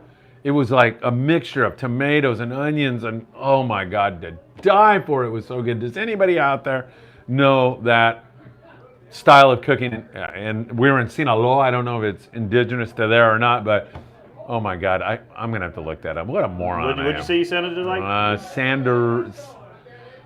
I can't. I'm like talking about like hiking in the mountains now, senderismo, but I forget what the word. God, I don't know. I'll bet you. I had it on the tip. Israel, you gotta know. Sofrito? No. 'Cause that's like the topping, like bell pepper, onion. It was all that. Yeah. Somebody, come on, please. I need your help out there. All right, David Maestro, it tastes a little like salt brine. Don't you even think about leaving? Are you thinking about leaving? Yeah, I gotta help Ryan real quick. All right, go ahead. Now we got to do it on our own. Wait a minute. Yeah, all right, we'll be good here. But get back here before it's over. I'm rough on this kid, right? Yeah, you got to beat him down and get him going. Yeah, exactly. He's going fishing tonight, so he's got to do some work beforehand. Jose Guevara says, Brandon, Glenn from the Real Connection in San Diego gave me a tip to rinse your gear. This is cool. Now, thank you, Jose. This is good. Do a 50-50 mix of Windex, no ammonia, and water. Rinse your gear, spray them down, rinse, dry them off. Yeah, Brandon says, thank you, Jose. I say, thank you, Jose. I say, the Friedman Adventures family, because the host sometimes is a moron and doesn't have the answers, but our family always comes through for Hey, us. you can't remember, there's enough people to ask, I love right? it. Somebody's gonna that's it. Jose, Colbian, Davalos, Zarandeado. Yeah, what is it exactly, Jose? I love you. I told you. Somebody would know. Somebody Man, would know. I love it. That was the best freaking Sinaloa. Everybody says like cartel land, Jason. I love Sinaloa. I had so much fun in the capital, Culiacan, and then we traveled. We were going up to the Copper Canyon in Chihuahua, but I loved it. And that was some of the best fish you could ever imagine. Jose says he uses that on his rods and reels after every trip. Chris Bailey, the CCA did a podcast on, how do you pronounce that again? Ikejime method a few weeks ago as well. All right, maybe you can research that, or I'll talk to Wayne, and maybe we get Wayne on here to do that. Yeah, Wayne, what are you doing, Wayne? Are you out there? I haven't seen you here for quite some time. Brandon, yeah, I was thinking someone had to have something to help out the rods and reels during the season. Yes, we're all in favor of helping the rods and reels, aren't we, Jason? Yeah, of Yeah, course. I thought so. Kai Fish Killer, is it poached oil salsa verde style? I don't know. For the Sometimes we lose track of what. what is it? dish you were talking about? Oh, I don't know. I'm just. Like they're asking Jose, what that is. Jose's going to tell us, and I got a feeling we're going to have to scroll. Oh no, it should scroll up for us. Yep. We'll be good. We're at the bottom. Yeah. Went fishing to Redondo Rocks, cornered by Joe's Crab Shack on Sunday. Big 4-pound bonita chasing my croc, but couldn't get him to bite. Rich, I remember those frustrating days years ago there fishing in Redondo. Man, that is cool to see those things back in the Redondo Harbor. I hope, were they thick, Rich? Was there tons of them? That sounds so cool. I'm stoked to hear that. No question about it. A question for you: when you make ceviche, is there any fish that's no good for ceviche, or are they all good? I would say fish like tuna and those kind of more fatty fish are not so good. But they're But still... you could still do it. Yeah. I mean, I don't think there's anything that would be bad. I mean, any fresh fish. I mean, I would just tailor it to be a different flavor. Yeah. As opposed to being so citrusy in that, I would change it to be more olive oily, maybe more Mediterranean style. Yeah. I mean, you could call it ceviche. You cook it in lemon juice and then put it with, any kind of chimichurri even. You could call that ceviche, like it's just I have a Peruvian restaurant right next door. They do a cool different kind of ceviche that's a little more creamier. Yeah. So, I mean, yeah, I would say really any fish as long as it's fresh. There may be a couple out there, but I mean, I don't think so. Keep those questions coming. Thank you so much for all the likes. If you haven't hit the like button, please do. Jason, there's a lot more questions. We're going to get back to it in a moment. What's on the menu at Scholb's? What can people expect to eat there when they walk in the door? I've had all kinds of great food. Mm-hmm. Well, our normal menu is going to be all kind of upscale bar food that kind of matches the beer. So we have our wings and our fries. We make an excellent mac and cheese. We call it the cheesiest mac and cheese in town. We always have a bunch of cool wing sauces that we're making. We have the normal classic ones, but we do a firecracker one now that's really good. As for burgers, we do a couple different burgers. We do an adult grilled cheese, which is great. We have a few salads. So we kind of touch the bases for people that want to eat a little healthier as well as your normal bar food. Yeah. And then that's our regular menu. And then we'll always do a couple specials as well. So like right now we're doing Dodger Dogs. When we go fishing, we try to do kind of the recipe that we do for the video. Yeah. We kind of do something like that. Like we had the sheep's head ceviche type of deal that Right. we were doing, where we bring in some rockfish that we order and make it out of that and kind of do the same exact recipe. Yeah. So we're constantly changing. Right now we're getting into summer, so you see a lot of summer items. When we keep going, you may see a few Hawaiian items, so it all goes with the seasons. It's constantly changing, but we like to have something pretty much for everybody. Richie Rich says, like little footballs, all those bonita racing around Redondo. That is awesome. Yeah, Israel is, that is it. Now I'm starting to remember. There's a guy in Sinaloa. I wish I could remember his name. He's a great chef. Actually, he runs around and does videos of great food to eat in Sinaloa. He's a great guy. He's very good on video. I just wished him a happy birthday the other day. Maybe I'll be able to hook you all up with him because he's a great guy. But you're right. It's a butterflied fish on an open fire grill. And Jose is going to give us a little bit more of a recipe here for zarandeado. It is so good. I'm telling you, Jason, we got to do that. We have got to do it. It's Definitely. so freaking good. All right, so Jose says for zarandeado, he mixes mustard, little soy sauce, mayonnaise, chipotle, blends it all together, and seasons the fish with garlic, salt generously, spread it all over the fish, and then grill it. Jose, I'm on my way over. Where are you? That sounds so freaking good. And Jose and Israel and Jason and all of you, the presentation, when you walk and you see that fish on the grill, these guys, the presentation just, you can't wait to take a bite. It's beautiful. Oh yeah, when it's butterflied open, you can see Yeah. the crust on it and everything from the the grill. And then it's like you have all these vegetables and everything that have grilled with it and added to the flavor of the fish, but you get to eat that too. Yep. It's so good, man. That is such a great way. We got to do that one. Yep. That's It sounds another like one. you're almost eating with your hands, which is always great too. Yeah, Right? I mean, Take it. and eat caveman, it. right? Primal. Well, that way you get into it and you get a piece of everything, Yeah. Chef Jason and Phil, Brandon, when you were in Hawaii, did you ever try their famous butterfish? Of course. Heck yeah. If so, have you ever experimented with the banana leaf method of cooking? Very good question. I have eaten that. Where have I eaten that? A lot of places. I think in the Philippines I was eating it. and- Yeah. I would always get it with Costa Rica, with maybe? Did Lao they do Lao, that? you get it Yeah. with the Lao Lao and that Yeah, kind yeah. of thing. So that was always like the combo. So that was always very good. Butterfish is very good. Sometimes it can be a little salty for me, but that's all up to whoever's cooking it. Butterfish is that fish that guy caught the other day in San Diego, right? Mhm. The one that makes you I don't think it's Is that the Escalar. No, butterfish? no, it's a different kind of fish. Oh, okay. Yeah, it's more. It looks kind of like a pompano, I believe. is Okay, what it well, looks like, yeah. that fish that guy caught in San Diego, the Escalar Yeah, or the whatever it was, Escalar, they're the- also known as a butter. Yeah, in case you're having oil- the- trouble on the pot, Yeah, there you go. eat 6 ounces, no more than 6 ounces. Stay away from me, please. I mean, I think I have some. I'm going to take it on the boat with us on our trip. Yeah. Yeah, we'll Any share it. flying fish reports? And They're Rick, everywhere. are you talking about seeing flying fish, or I saw some flying fish at Clemente the other Oh, day? there's a lot. and- Dude, we scooped a couple. And seals were chasing them. Yeah, right. Oh, Yeah, the you were seals up are- at night, huh? Yep, This yep. guy never says die. Okay. When the sun goes down, I'm in bed. I'm up at 4, but he is too. But how long? You stayed up all night. I was up till didn't you? 2. Yeah, I was up till 2 waiting to see what would happen. I tried and, caught a couple bites, but nothing substantial. I was hoping I would flop a fish on the deck and wake everybody up. That was the plan. Yeah, the plan is to flop a fish on deck Yep. quietly, catch your limit, and then wake everybody up. Yep, Just exactly. Kidding, just kidding.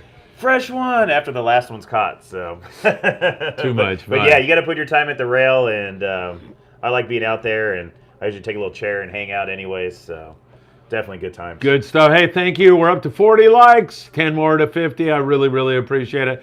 Almost 20,000 hours of content consumed in the last 28 days by you. Jason and I say thank you so very much. The only thing that would make me happier is if you all went over and visited Jason at his place. Definitely. You will love it. You'll have so much fun. I'll be over there again really soon. We'll make an announcement. Yep, definitely. And we have some things changing too. We're going to go to our summer hours, so we'll be open a little bit later on Fridays and Saturdays. Yeah. And then hopefully soon, by the end of summer, we'll start opening up a little bit earlier and start doing some brunch stuff on Saturdays and Sundays. So there's a lot of new stuff coming up. We are going to be doing a lot of specials, a lot of beer specials, happy hours, those kind of things. So definitely keep an eye out.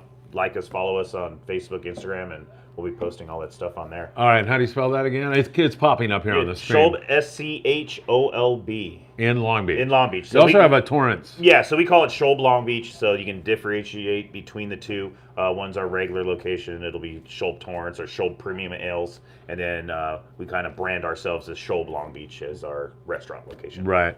July 22nd, we will be fishing on board the Mahi-mahi. I just saw that pop up there. Yep. And now it sounds like we'll be offshore. It sounds like there's kelp paddy yellowtail. There's still that bluefin. I know it's not biting now, but we still another got few 3 weeks. weeks, yeah. That could be on the bite. And first Dorado of the year today. That's exciting news. Yellowfin starting to get in the picture. That should be a great trip. You won't need a passport if we're offshore. And there's still some room on that trip. July 22nd. There's a link on Facebook. Go to Friedman Adventures. Scroll down and find the Mahi-mahi, and then you just click on that link and you book directly with them. That is the way to do it. Do any fishing in Hawaii? How's fishing in Hawaii? Slamming Not a salmon. whole lot. I didn't get a chance to go out a whole Working bunch. all the time? Yeah, working all the time, but I was doing stuff off the surf and messing around like that and had fun catching little small fish, catching puffer fish and stuff like that. I got out on a couple boats, Marlin here or there, but I was working so much. Depends on the season what you're catching. Yeah, right on. All right. Jose says the zarandeado method is usually best grilled over mesquite fire. Gives you the smoke flavor. I distinctly remember smelling that in Sinaloa. I'm telling you, man, that was one of the And the most. mesquite wood, heck yeah, definitely. Does that make a difference? Oh, it adds definitely a smokiness to it. I mean, it's this like Santa Maria style tri-tip, that kind of idea. Yeah. Of bringing in that smoke flavor, cooking over the wood. Do you do that with all fish? Would you recommend, or is it? If you could, yeah, definitely. Yeah. I mean, that's a Mesquite great is way. your- Yeah, mesquite's a good one. There's a few other woods that are very good that you could use. Same thing as smoking, but mesquite's like the one for us here in California and in the West Coast. That's our style. Whereas if you're in Texas, I was a pitmaster for a while too. It's more oak and those kind of hardwoods that they use to smoke with. What do you like about cooking? Do you like the interaction with your clients, or do you like? Here's what I like about it, because I freaking cannot do anything. I can't draw. I can't anything creative like that. I can't do it. But when you cook something, you feel like it's your creation in a way. Does that resonate with Definitely, you at all? that's or- part of it. And it's like at the restaurant when people enjoy the food and they tell you how much they like it. They don't have to Yeah, say that. right. And it makes you feel good. It does. And It it's does. cool being in a restaurant, but when you cook for family and friends at a party or whatever, and everybody enjoys it, it's something fun and cool. And now when you cook, you're not stuck in a kitchen. Everybody has an open concept. or you're cooking outside, so you're not away in the back. So it's great to have a beer while you're cooking and talking with people. And people have all kinds of questions, and people are kind of scared to actually cook. Yeah. People don't know how to toast bread, and it's like you just got to try. There's a YouTube video on everything, and just try. Don't be scared. You may burn something. You just do it again. Try it again. We're leaving a week from tonight on board the Pride 2-day trip. His last trip, 61 white sea bass. The trip that Sean ran. It should be a great trip. And this guy will be there celebrating his birthday. If you'd like to go, 657-227-6459.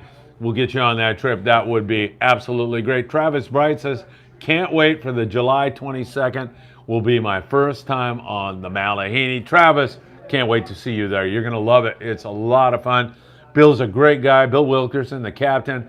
And San Diego's just starting to hit its stride right now. We haven't talked about Albacore. The clock is ticking. Right. On the morning briefing. Right. We're getting down to it's either going to happen or not happen. Well, it's the closest it's been, right? What'd you say, 75 miles out or No, 180? 180. There was fish out there, but you said from San Diego, so minus 100. well, let's keep our fingers crossed, right? I'm still optimistic about it. After July 4th, my optimism will start to deteriorate a little bit. Should be fish in here by July 4th. We'll see what happens. All right, Brandon, Phil, I've got good news. If you ever do a lobster charter, we can always have Jason haul the pots for us.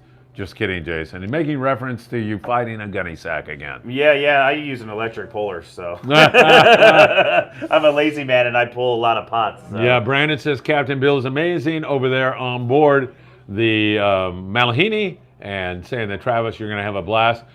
How about a catch and cook with Chef Jason on the Pride 2-day trip? Do you feel like working on that trip? I could cook a yellowtail or a white sea bass. That's not that big of a deal. Really? We could do something. I mean, you want to do not that? hard. We can. Yeah, maybe we'll do it. Huh? Do something small and let everybody try it, that kind of thing, Yeah. And kind of like how we did the tuna thing last time. So Right. do something like that for sure. Yeah, or the other alternative would be, we have the pre-game party here. Mm-hmm. So before we leave on our trips, we have everybody in here in the studio. We have a buffet. Well, we had sandwiches and chips, and what else did we have? We had a bunch of good stuff. Yeah, all the toppings and everything was great. Yeah, so we could do something like that also. That would be a lot of fun. We'll think about that. I don't want to put you to work on your birthday, so. Yeah, that's the only tough part, but hey, man, searing a fish real quick ain't much. Yeah, really. Travis says, yeah, I hear great things about the Mahi-mahi. You haven't been on the Mahi-mahi No, yet, I have have not. you? No, I have you not. watched Bill? Oh, yeah, I've seen the podcast. I've seen Bill. He seems like a nice guy. Yeah, Gets totally. out there. So definitely looking forward to it. Anytime I can get out of the He's water. very it's gonna be great. enthusiastic on the water, man. When he sees fish on the meter, he runs out on that back deck and just starts going, come on, you guys! Somebody hook a fish! Right? It's nice to get a pep talk from the captain. It is. Instead of just yelling from the wheelhouse, Exactly. Or over the comm. So we're starting to see these kelp patty yellows. I just feel like it's necessary to say this. We're seeing that. It's not a huge grade of fish, but it's decent, like 6 to 15. Hey, I call those hamachis. Yeah, and some 20-pounders. Yeah. The point I want to make is don't leave that 80 to 130 pound at home. It's not biting right now, that big tuna. Tomorrow, if it's biting and you don't have heavy gear, you're going to kill lose yourself. every fish. You're not going to have a chance. You're not even in the game. Yep. So that is something you definitely want to do. Let's see. Brandon Martin wants to donate a sea bass to the boat if he gets one. He's on with us, Jason. You've never tried sea bass yet? A lot of people, it's tough to get. I mean, I guess, yeah. I don't even think I can order it really for the restaurant. Really? Yeah, maybe once in a while, but it's not commercially fished. And white sea bass, when you get it, isn't our white sea bass. It's Chilean sea yeah, bass? and even Chilean sea bass isn't a sea bass either. It's a different looking fish. Yeah. They call stuff different things all over the world. So Yeah. one fish here is another fish there. So You've had it, so Oh, yeah, of I course. think it's some of the best eating fish you could ever imagine. What do you think? I think so too, but it's been so long. Really? I mean, I think it tastes a lot like halibut, but more tender. Yeah. Yeah, way more tender. It has that non-fishy taste. It's super white. No fishy taste. And if it's a big fish, it should be kind of fatty too. Not like you're going to see fat because it's white, but it's going to be oily when you bite into it, which is always nice. Yeah, So, right.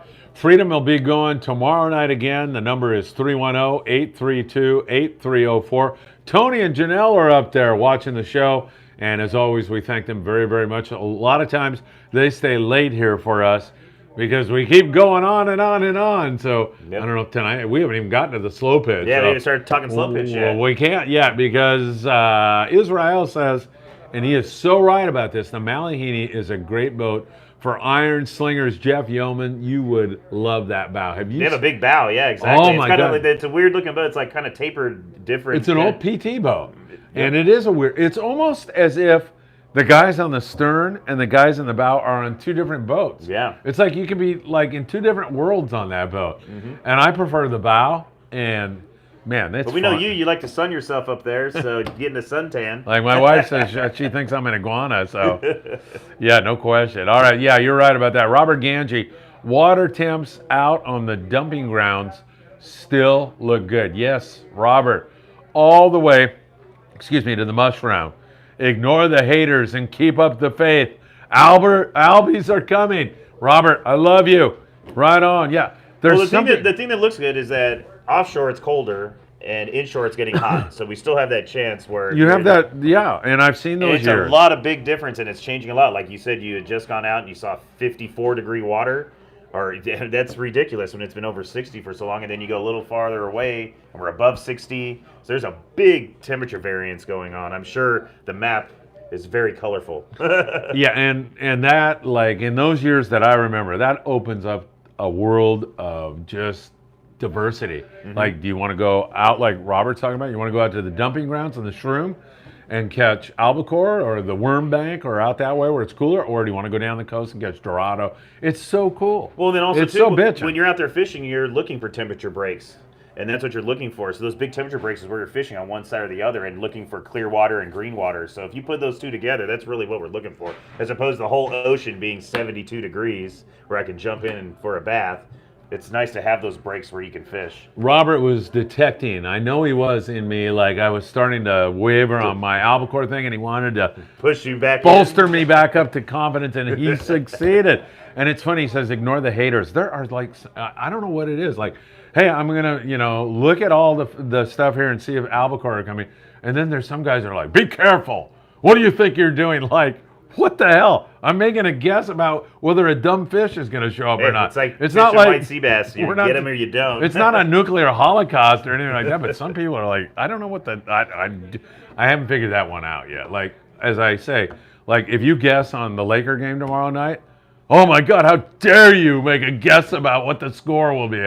There's something weird about albacore. I don't know what it is. All right, Brandon, haha. Yeah, on the Amigo, if you needed to find Phil, he was in the bow sunbathing. I was up there walloping the rockfish because I don't get the fish unless it is rockfish, because I'm trying to capture that special moment for everybody. Yep. And so when you're in fighting a fish, I want to be filming. But who the hell needs to, videotape a guy going like this with a rockfish? And since my commercial days, fishing Cherry Bank, Tanner Bank, Cortez Bank, 7090, which is way out there. I don't know if any of you have heard about that bank, 7090. We also fish albacore out past Cherry Bank. And then, the Potato Bank at Nicholas, all those places, man, I freaking love rock fishing. I truly do. And I just like that, what is it? And it's I started slow pitching, and I'm having even more fun now. Yeah, so talk about that just a little bit, and we'll get back to this, and then we'll get into, but just slow pitching for rockfish. Dude, you were instantly, I don't know about the rockfish. Oh, I do know, because you caught a whole bunch. Yeah. But you were instantly hooked. Yeah, it was a lot of fun, a lot of action. There's so many options on hooks and lures and all the reading the conditions. It's something fun. If you're a novice, it's okay, but I have my own personal boat, so I pay attention to conditions. Yeah. So if you pay attention to conditions and you like that kind of thing and being technical, it is so much fun and so much action. We mainly do it, and I got it mainly to do rock fishing, but you can also work your way through the water column. So that's pretty much what we're doing for tuna. It's pretty much the same kind of fishing, slow pitch, but with a bigger, heavier jig, or sometimes a smaller jig, since Right. they've been hitting the 200s and below that, even Yeah, right, 100-gram jigs. So it's just a lot of fun, a lot of action, and you're in charge of the action. So it's just a lot of fun. I was having fun with it. I've gotten into it a lot deeper. paying attention to the hooks and everything else. There's so much to learn, and there's not a lot out there. So it's kind of fun to search those things out. Yeah, you know, right. You can't just go on YouTube and have 50 videos. There's 3. So it's a lot of fun, and it binds you with. They've been doing this for a long time on the East Coast. So those guys have been doing it for a while, and they got it all from Japan. So it's fun to link up with those guys, like a shop that I've been working with, getting jigs and getting some gear and stuff. It's fun to talk to those guys and kind of set up an East Coast, West Coast type of thing now. I totally so it's agree. a lot of fun. I think next Tuesday you're probably going to want to be here because James and his brother, I apologize, I forget their last name, but they're like the slow pitch guys. And so they're going to come in and talk technique, gear, all that stuff, which I think everybody, including you, will find very interesting. Definitely. I mean, it's so much fun. It's very complex, but in the basics, it's very simple. So it's just about, jigging it and having a good time. Yeah, absolutely. Looking at some of the photos that are coming up, and I just want to say thank you to you for having us at your place that was a Sunday, right? Sunday, yeah, it was on Sunday. Kind of like our meet and greet we had after our jig. And meeting so many great people there. And then also, we were at Bass Pro Shops the day before. Good to see General Manager Bob Miner. I haven't seen Bob for a long time. And, one thing about Bob Miner, he laughs at all my dumb jokes. So, Bob, I love you. Thank you for doing that. And he said to me, hey, we want to get involved with you. And I said, well, I want to get involved with you too. So good to see Bob. And then so many people. And, like I did I mention that woman that was speaking Spanish? Did I tell that story? Oh, yeah, you told me that story, yeah. I told you, but did I tell them? Oh, yeah, I think you told us on I think Sunday. so, right? Us, yeah. So that was great. I thought she wanted a photo of her and her daughter. She goes, no, I see you on TV. So great stuff. Really good. All right, Blue Skies, there's a fish company in downtown LA that sells white sea bass whole, of course. Whole. Who is that, Blue Skies? What is the name of that place? All right. Talk to me a little bit about, and keep those questions coming, and please hit that like button. Slow pitch. What is it exactly? And Gary Kwan from Taddy Lures actually got me interested in it and was talking about it. And Taddy makes some great lures. I don't know if I have those here. I should. I think I might have 1 or 2 in here. You have the Taddy ones, or I hope? In the meantime, let's see. Oh, yeah. This one that's like a squid here. Okay, yeah. This is... So that's kind of like your mid-range. This is the other one that I got from you on the last one. Okay. Gary was saying, Gary caught a whole bunch of white sea bass on these lures. Oh, I wouldn't doubt something that looks like this. Definitely that looks like a squid will definitely catch a white sea bass. Now, Gary said these things work better when you're drifting as opposed to anchoring. And he said, Phil, slow. They call it slow pitch for a reason. Yep. Slow. Like he said, you raise the rod tip a little bit and that jig really darts. So does that all sound right to you? Yeah, it's kind of slow, but I think more the slow part is working it through the water column because you're kind of doing a fast jerk up to kind of get it up, and that's kind of like your pull, like it's fleeing away. And what's different from vertical jigging to slow pitch jigging is that we're getting most of our bites and getting all of our movement when the line is slack. Yeah. So the whole point is to get slack in your line, let it down, and keeping kind of like a loop in your line, and keeping contact with the bottom, unless you're working through the water column. So you're not doing a lot of cranks or anything like that. You're kind of staying in contact with the bottom. You don't want to do more than probably 4 or 5 cranks up and then drop back down. It's definitely slow through the water column, and you can move your way up depending on where the fish are. Right. But just know once you start moving up the water column, you're going to get more toothy fish. Yeah. And you're going to end up losing more jigs or more things like that. Yeah. So like we're using these for bluefin. You could definitely use these for bluefin. You can use these for white sea bass. I don't think color is such a big thing. It's more of a shape to match the conditions. As for drifting or for being anchored up, I would say drifting would be good just because you're going to cover more water. Yeah. Because you're moving. But the main thing is staying up and down. The whole point is to be vertical. As you get scoped out, you're losing what the lure is supposed to, or the jig is supposed to do. The more scoped out you get, when you yank it, you kind of pull back and it just goes down. As opposed to when you're up and down, it pulls up and it'll do whatever action is on the jig. Yes. Something like this jig is going to be a very one of the ones you'll use the most because it's kind of in between. When there's not a lot of current, you're going to use something fatter because you'll get more flutter. And as you can see too with the bluefin, if there's a lot of current or anything, you're going to use something that's more like a stick bait. That way you can get down to the bottom. You'll get a little more flutter, but that's where you're matching your conditions with what style of jig you're going to use as well as the weight. So, I got a rod from Gary, and what is that rod, by the way? All right, this is a Penn Carnage 3. It's one of their newer rods out. It's acid wrapped. It's acid wrapped, which means it has a... it starts off straight like a conventional and then turns over. Right. So that way it gives a little bit better action to it. And Gary said that when you're fighting a fish, you want to stay perpendicular to, you don't want to go sideways or anything. You just stay perpendicular. And he said the rod will do all the work for you. It's almost like you're fishing with a 2-foot rod because that thing is parabolic, right? Yep, exactly. That's the main thing. It's going to have a heavy backbone in the bottom of the rod. Yeah. And it's going to be Maybe you can show that. Yeah, so the bottom is going to be, and this part's missing of it, so to make it a lot lighter, that's the whole point of this. Yeah. To make it light because you're going to be jigging all day with it. Yeah. But the first part of it's going to be fairly stiff. And then the end is going to be very flimsy, and you can kind of see it flicking around. And of course, the smaller jig you use, the more action you want to have. A lot of I believe these ones go off of how strong they are, like medium, heavy, that kind of thing. But a lot of them you'll see will go off of power. 0 to 5 or to 6. Right. Which just means how heavy a jig you can use. Right.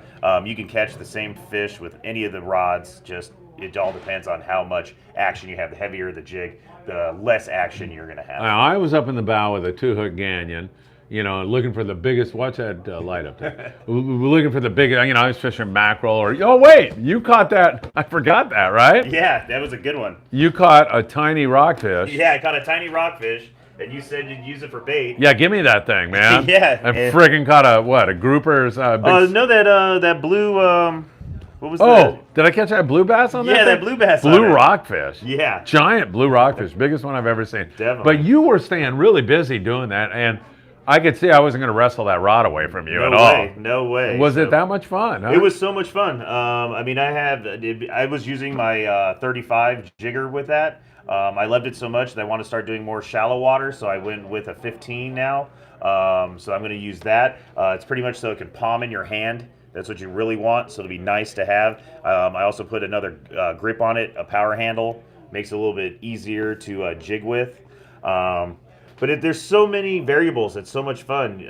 Smaller line, still using heavy leaders, but thinner line. I mean, these guys, we don't fish that deep, but they're fishing 900 feet of water. They're using 20-pound tests. Oh, my God. I mean, that's so they can cut down through the water. They're using 1-pound jigs, 16-ounce jigs. So it's pretty crazy. It's a lot of fun looking into it. I mean, there's so many options. It's so much fun stuff to do. Like, literally, when we go, it's going to be like all on condition. How much movement are we doing? So I'm going to have the small jigs to the bigger jigs and, narrow to find, like as an example, when we're fishing in more current, we're going to use something like this that's more like a knife jig so you can get down to the bottom. Yeah. Whereas if we are fishing with almost no current, we might want something like this that's flat and a little wider. So that way you get a little bit more action out of it. The whole point is to stay in contact with the bottom. Yeah. Or at least a few clicks off of it because you want to keep going up and down. Yeah, but you stayed super busy. That was fun. Yeah, it was a lot of fun. And what was the reel you used on I that used ride? this one right here. I used the 35 jigger. This is the New Saltiste. This one is not the 2-speed. The jigger is not 2-speed because you don't really need it. It's already has the high gear. I love it. It's something I could use for slow pitch jigging, but this is also something that when we're not slow pitch jigging, when rockfish season is over, I'm going to be using this for all my other jigging needs like surface iron, all that kind of stuff because it's nice with the narrow spool. So you're not constantly winding back and forth. You can toss and go back and forth. So it's definitely dual use. A lot of fun on that one. That worked great with it. I would suggest the pin rods. They were great. Yeah. I like the acid wrap. I always suggest that too. Yep. Because you think when the rod bends, it's not going to touch the actual rod blank or the rod when you're doing it. That's the whole point of that. Right, so. exactly. And if you stay perpendicular, the rod will do all that. Yep. It will wear the fish out. Exactly. That's the whole point. When you're jigging. When you're fighting a fish, you're never lifting it up. You want to really use the reel to your advantage. You're going to point the rod at the fish almost. You're going to get a lot of good bend on it. But these things are so strong. You get more power out of the reel pointing it at it than you're going to get out of fighting the fish like that. It's not like using, our big heavy Cal Stars, with a, big heavy backbone and you're fighting the fish like that. It's not that at all. Or tuna on the rail. Right. It's not that at all. And even the guys, if you look at the videos, they're now starting getting into the tuna fishing these small reels and these poles now because they are strong enough to do it. A lot of them you can almost bend in half. That is awesome. So it's a lot of fun. Like I said, it's reading conditions and seeing how everything's going and switching it up all the time. And that's what I liked about it. Is it's always something you're doing. You're fishing the whole time. You're not just sitting there with squid on the bottom and you don't know if the bait got chewed off. I mean, how many times did I bring up a squid and the head's gone? Yeah, exactly. So you're pretty much not fishing for 10 minutes, Just going to thank some sponsors real quick. OpsonUSA.com. Put in FA at checkout. Make sure you do that so you get a free gift and a handwritten note from Greg Brown. 22nd Street Landing, 310-832-8304. The Freedom with 18 yellows today. That kid has been hot on there. Trevor's been doing it. Tino Valentine coming back, so that is great news. Ventura Sport Fishing, 805-676-3474. The great Tucker McCombs on the Endeavor. You can't even think about getting on that boat until November, but they've got great local fishing on the California and the Island Spirit. Also, Island Fishing Tackle in beautiful Carson, California. Go visit Sam De La Torre. He is a super great guy. Fish Taco, Chronicle Magazine. Gotta love it. Blacktail Hooks. Sky, hope you're having a great evening. Daiwa, Rod and Reel, and you're all Daiwa up. You love Daiwa, I got the right? tackle barn, I got it all, so that was a big hit too. Mahi-mahi Sport Fishing with our friend Bill Wilkerson. You can join Bill on some Coronado Island trips, and sounds like they're going to get offshore here real soon. 4 more likes, and we hit 50. And if you're the 50th guy to like us today, you know what you get? A big hug and a kiss from Jason. Heck yeah. Yeah. Now we're not going to get any likes. I'm just kidding about that, okay? All right, here we go. Let me get back here. Phil, this is Israel, who's participating so much tonight. All my best to you and your family. Phil, have you ever considered doing a charter that does lobster hooping and fishing on the same trip? I believe some boats in that area down there run those kind of trips. Gale Force is real famous for doing those trips. I love that. Yeah, I love that. But I got to do that, Israel. You're right.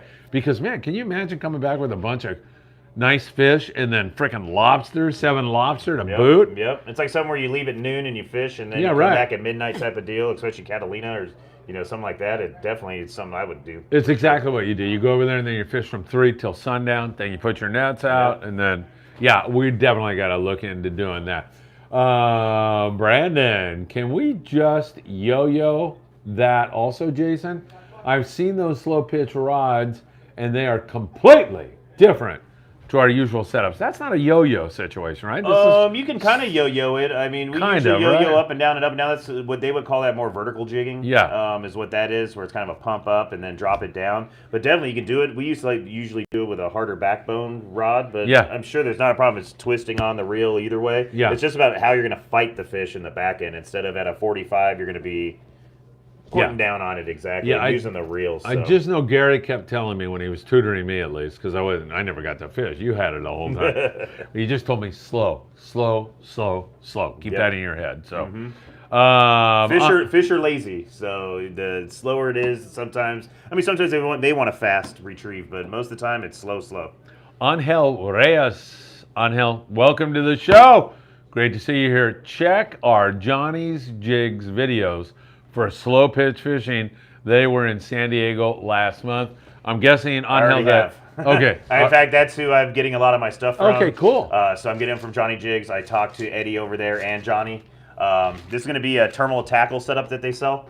That's kind of cool little tackle box. When you open it up, it's all Yeah, locked open in. that up and show everybody, Yeah, man. It's so this is really real cool. This is the smallest one. Thank you. I was actually just Angel. in contact with them a couple days ago. I have some rods actually coming from them. Yeah. But as you can see, the inside, it has these little locking mechanisms, so you can open these up, which is kind of cool.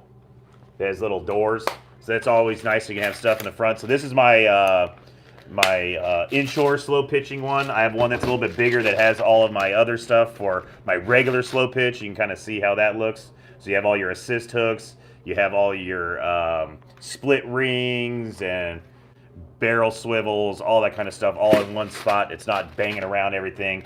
I just started using these. I love them. I actually got a lot of my jigs from Johnny Jigs. A cool thing is they have a kit where they kind of grab stuff for you. They give you 12 jigs, so I did that to make it easy because sometimes that's the hardest part, is trying to figure out what to get. I just told them where I was fishing, what I was fishing for, and they put together a little kit for me. That's what I was fishing with that first day. I was also using some of these tatties and some of that stuff. They have a lot of stuff like that that we were getting. Yeah, through right, them, right. Which worked very well, and I like the shape of as well. Very nice.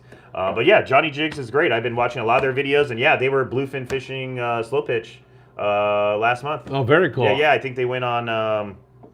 They went on one really good boat. I forget what it was, but they went out there on a 3-day. Angel, thank you for that. That is awesome. Blue Sky says on San Pedro Street somewhere, Chinese company, they're selling the whole white sea bass. You doing okay? I think we're 2 hours into this. Yeah, we're good. You holding We're good. up? Yeah, I'm holding up. You sure? Yeah, we're good. All right, I'm Yeah, good too. I got to go back to work eventually, but No, we're doing bull, good. you're not going. Yeah, you can't leave either. What time are you leaving, Danny? 10. Oh, cool. We got a little while longer. Is the 3-speed reel really? Yeah, necessary? Israel wants to know, is a 3-speed reel really necessary? So I can, you know what? I never used one. I haven't either. But I do know that Bobby Taft, who's old school, man, he's older than I am. He runs the Top Gun 80. Super good guy. Bobby and I have been friends for decades. And within the course of me doing an interview with him, he brought it up, or I brought it up, and he said they're remarkable. He said they really are good. And so, sometimes older guys, they get stuck on, you don't need that too. So here's a guy I'll that's stick like, with my Newell. yeah, he's saying, he thought. So, the technology is improving all the time. 10 years from now, it'll be something entirely different. And you got to kind of keep up with it, right? Well, you know what I think is if you have a 3-speed, then you're going to have a high end, a medium, and a low. And like me, I have a bunch of 2-speeds, and I hardly ever fish the low gear. It's because the high gear is so high, and that's what I fish. And when you're fishing, yeah, you fight a fish slow, but when you don't have a fish on or you're bringing in your bait, you want to get it in as quickly as possible. So when you're super deep or super far out, then definitely having that high gear so you get more line per crank is definitely a good thing. Makes sense. Definitely. Travis Bright, Phil, any plans on selling some FA shirts? I would love to buy a few if you do. Travis, I got to do that. I got to take the time to finally do that. Sam De La Torre is the guy who keeps saying to me, you'd sell a ton of those, dude. You ought to do that. But we know the shirt we're going to make. Yeah, which one? There's going to be all kinds. The one where the fish is that big. Yeah. Well, there's all kinds. I mean, we could do a Cabazon King shirt now. Yeah. Definitely like a Desiree. That the video that got me first place on with the outdoor. I mean, that was such a remarkable moment. And then all kinds. Yeah, we definitely need to do that. And thank you so much for saying that you're going to buy some shirts, because that makes me even more energized to do it. Kai Fish Killer, LOL, I casted my Savage Squish jigs and retrieved it like a surface iron. I had 15 fish one summer in a row, bonita, cuda, and bass. So there you go. I can believe it for sure. I've seen people troll these things or troll even flat falls before and catch like that. And it's definitely, it's an action. Just because this is for slow pitch or whatever, actually these ones I think are hybrids. So you can use them for both. Kai, it looks almost like an iron, Kai says those were slow pitch jigs and they worked that way. So yeah, I mean, that's the beauty about this, Jason. Experimenting, trying new stuff. Yep. I still want to have a contest out there where the guy that catches the sea bass, tuna, yellowtail, or whatever on the most unusual, like a beer can. Yep. I think that would be really fun to have a contest like that. Yeah, it's like the Snoopy Rod one, but with the funny bait. Pretty much. AK, the Sack, you guys are killing it. Heck yeah. I mean, 5. Thank you. You're killing it because you give us such great support. Jose Guevara, When SPJ, Slow pitch jigging. yes, thank you. Do you go Spectra to fluoro to jig or Spectra to swivel to fluoro to jig? I go Jason. Spectra to Good fluoro to barrel swivel. The barrel swivel will have a split ring that you put the hook on. That's the way I keep it, and then you can change your jigs. Kind of like how the Sam De La Torre's one was saying right. about how, because I literally, what's great, the tackle barn, it has a bunch of little loops on the bottom. You saw I had all my jigs lined up, and I would just put a hook on the bottom, and then I already had the hook ready to go on my rod, and I would just change them out. And I could go use this first if I wasn't getting to the bottom, switch to the knife jig or something that's thinner profile, or if I can get to the bottom, no problem, I go something fatter, and it takes that quick, just like Sam was showing it. Yeah, it's that's a great awesome. way to do it, and you don't have this banging around on your pole or anything. You take it off. It's very quick and easy. A lot of fun and makes it very easy and interchangeable. Israel says the Polaris Supreme was a Johnny Jig trip Yep. video. Love the Polaris Supreme. Tommy Rothery ran that for many, many years. A dear friend of mine. I went and visited him the other day and spent some quality time with Tommy. He's such a super good guy, and now that boat is just catching fish like crazy. What's the name of the guy running that? Do you remember? Anybody help me there? Scott Buchert. What is the name of the guy that runs? What's the name of the guy that runs the Polaris Supreme? Whatever his name is, and somebody's going to put it up there in a moment. Whatever it is that helps you to catch fish, he's got it. Well, they had he's all over They it. had it on the video, and the Johnny Jig guys said he was very knowledgeable in the how to slow pitch for bluefin. He was telling everybody how to do it, and he was very knowledgeable on it. So Yeah, the guy. they were even impressed. He's a super good fisherman. You could see it by his fish counts. You could see it by everything he does. Somebody's going to put his name up there before one more minute passes. I know they are. AKA the Sack needs some shirts. Oz Romero, Albacore shirt. Ruben Lopez wants a 2X. Jason, we got to do some shirts. There's no question about it. I'll get on it. I have a guy that'll do them. Jose Guevara, have you ever used Sea Falcon jigs? I have not, but I have one old one. Have you heard of them? Oh, yeah, okay. I have one older one. Ali R is the captain of the Polaris Supreme. Keep going. Thank you, Israel.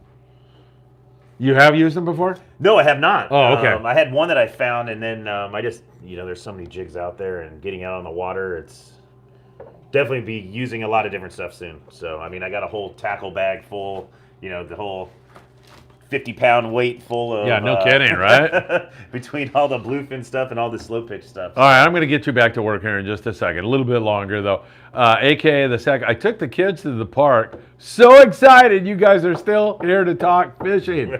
Yeah, we do our best. Hey, we'll talk to the question stop. Yeah, exactly. Right? Exactly. Kai Fish Killer, Ali something, and Israel is right. Ali R. That guy on the Polaris Supreme. I haven't met him. I do need to do a podcast with him.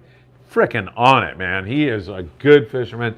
His scores are always up at the top, and he does a great job. You want to get out of here? You want me to wind this up? No, we can keep going for just a little bit longer. You want to say anything else more about your slow pitch? Well, there's not a whole lot of questions on slow pitch, but there's 3 or 4 or 5 things that are the most important with slow pitch jigging. Go ahead. What are they? The first thing's going to be your gear. Like we were talking about the reels already. You want something that's going to be high retrieval rate. Doesn't necessarily have to be a narrow. You also don't have to go out and buy all new stuff. You can put this on one of your heavier bass rods that has a good light action, and you can start doing it. You don't have to go out and buy an expensive rod. Even these pens are fairly expensive. These are $200 rods, so that's not too bad to get into something. They go all the way up, but that's the first thing, is getting your gear correct. Something that's going to be have a very light tip, very parabolic, so that's going to be the thing. The second thing is reading the conditions, knowing what your sog is, what your distance over water is. That's going to be the thing, knowing how many knots you're moving. If you're not moving very much, like we said, you want to use something that's going to be wider and lighter. Yeah. If you're moving a lot faster, say 4 knots or more, you're going to use something more like a knife jig or something that's narrow and small or short. Also, you're going to be thinking about how deep you're fishing.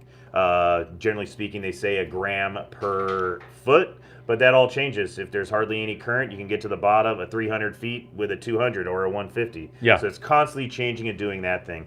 The third thing that's probably most important is staying vertical. Like we were saying, if you get scoped out, say the line's here, and you end up being scoped out, when you yank on it, it's going to pull it through, and it's just going to fall down. As opposed to when you're vertical, you're yanking it up, and we're using the action of the jig. Excellent. So that's one of the others. So that's why we're constantly changing what the shape is, maybe how thick diameter your braid is. All those kind of things are going to matter. You have assimilated this information to a great degree. Good job. Yeah, and then the other main thing too is while you're fishing, what I've learned lately is you don't want to keep, when you're fighting the fish, you want to throw the rod under your arm. That's fine, but you don't want to fish like that. Way you want to fish it is having the rod go along your forearm so you have more action, and that's why you use the light small stuff, the real light rods. I mean, we're talking the rods being 6 ounces, 7 ounces, which is ridiculous. The I know, right? That rod is. It's a featherweight. Yeah, it really is. So, I mean, that's the other thing. And then just go out there and try and have fun, because, I mean, we were catching stuff on all these things. And, I mean, we had the Lucanus lures and the flat falls a long time ago, but we just really didn't have the gear or knew how to fish it.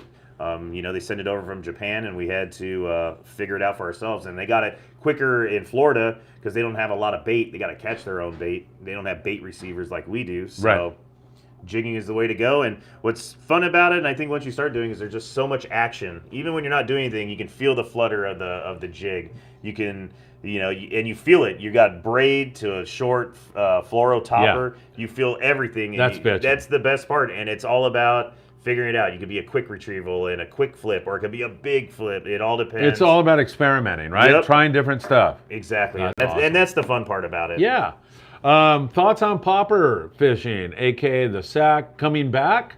Poppers, I love popper fishing. I do too. The visual is so cool. And I got to get the whatever it popper. is that That's blows my up. next one. And Sam and I were talking a lot about it. That's perfect for a good spinning reel, which you have from Daiwa, I have right? the Saltiga 1400, so that's what I got that for, especially for popping, because I didn't want to throw out a jig and have a backlash on me. I'm trying to throw into a foamer. Yeah. So it's like a little bit more, make it easier on myself. And that reel, that has an incredible amount of drag, I doesn't mean, it? it's got more than these do. I want to say it has 47 or something. Which is you're ridiculous. Getting pulled overboard. Oh, yeah, exactly. That's what we were laughing with Eddie Leland. We were like, oh, yeah, I was like, because I caught the gunny sack. I'm like, I'll just pinch it down to 45 and I'll just point it and crank it in.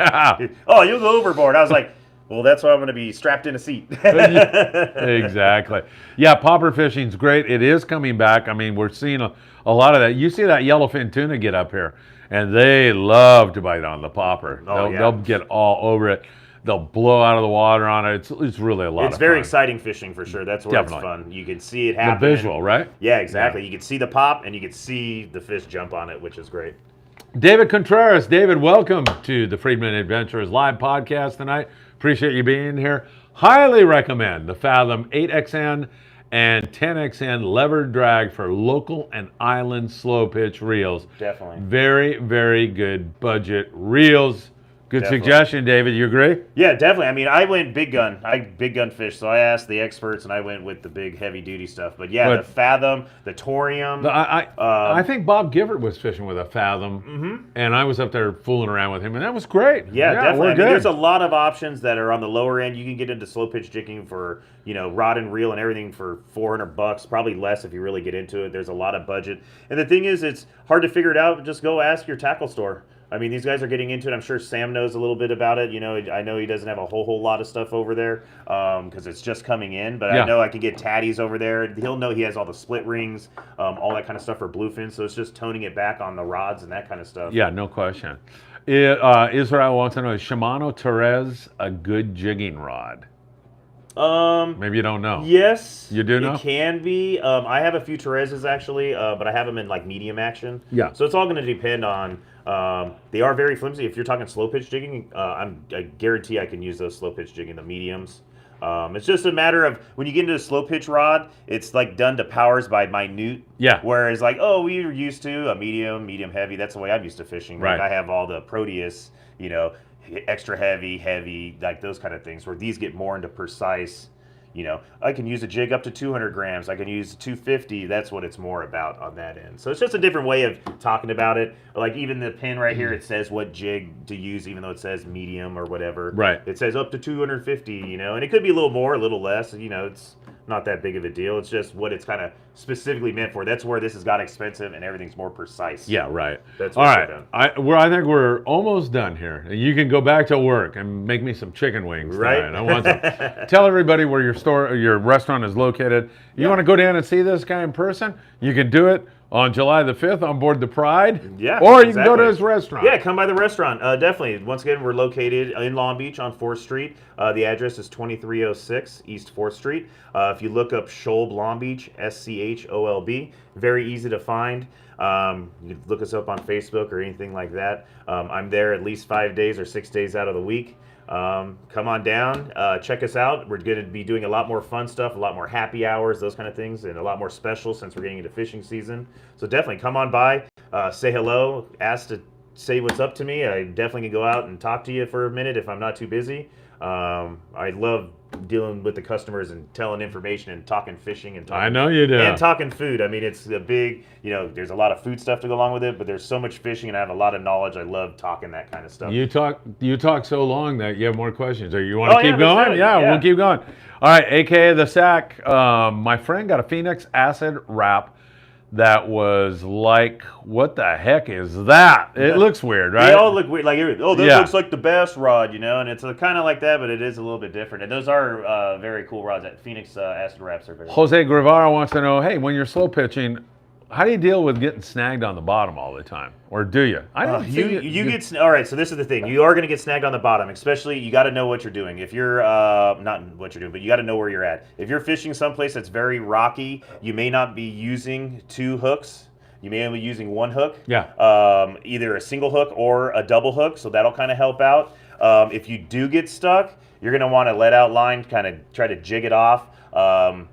With the braid we're using and how strong Kevlar line to the hooks and everything, and all of our gear is so strong, a lot of times I've heard of people tying the line off and driving their boat and not being able to knock it off Oh the my rock God. or come up with a big rock on it. Yeah. So yeah, you can lose a lot of jigs, and that will happen. So just know, thank God now jigs are becoming very more, or I should say, less expensive. Yeah. When they were importing them from Japan, they were $50 each, no hooks, no nothing. Now one like this, I think the Taddy is what, $12 maybe. All the Johnny jigs. 14. Ones.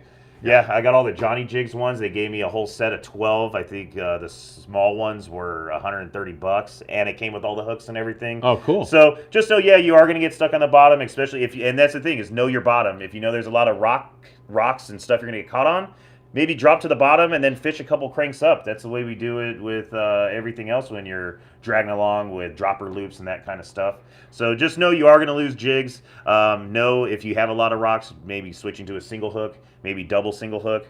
Only on the top will help, those kind of things. If you are doing only on the top, I would do shorter jigs, only because fish tend to hit on the head. So having 2 hooks, if they hit the side without the hook, you may miss them if you have them on both sides. So you'll get them. Yeah, experiment. I would say if I get caught with a double, I'll go to a double single hook, and then if I keep getting hooked up, I'll go to 1 single hook. Go, try it and do different stuff. Just know you're gonna lose stuff. Start building stuff.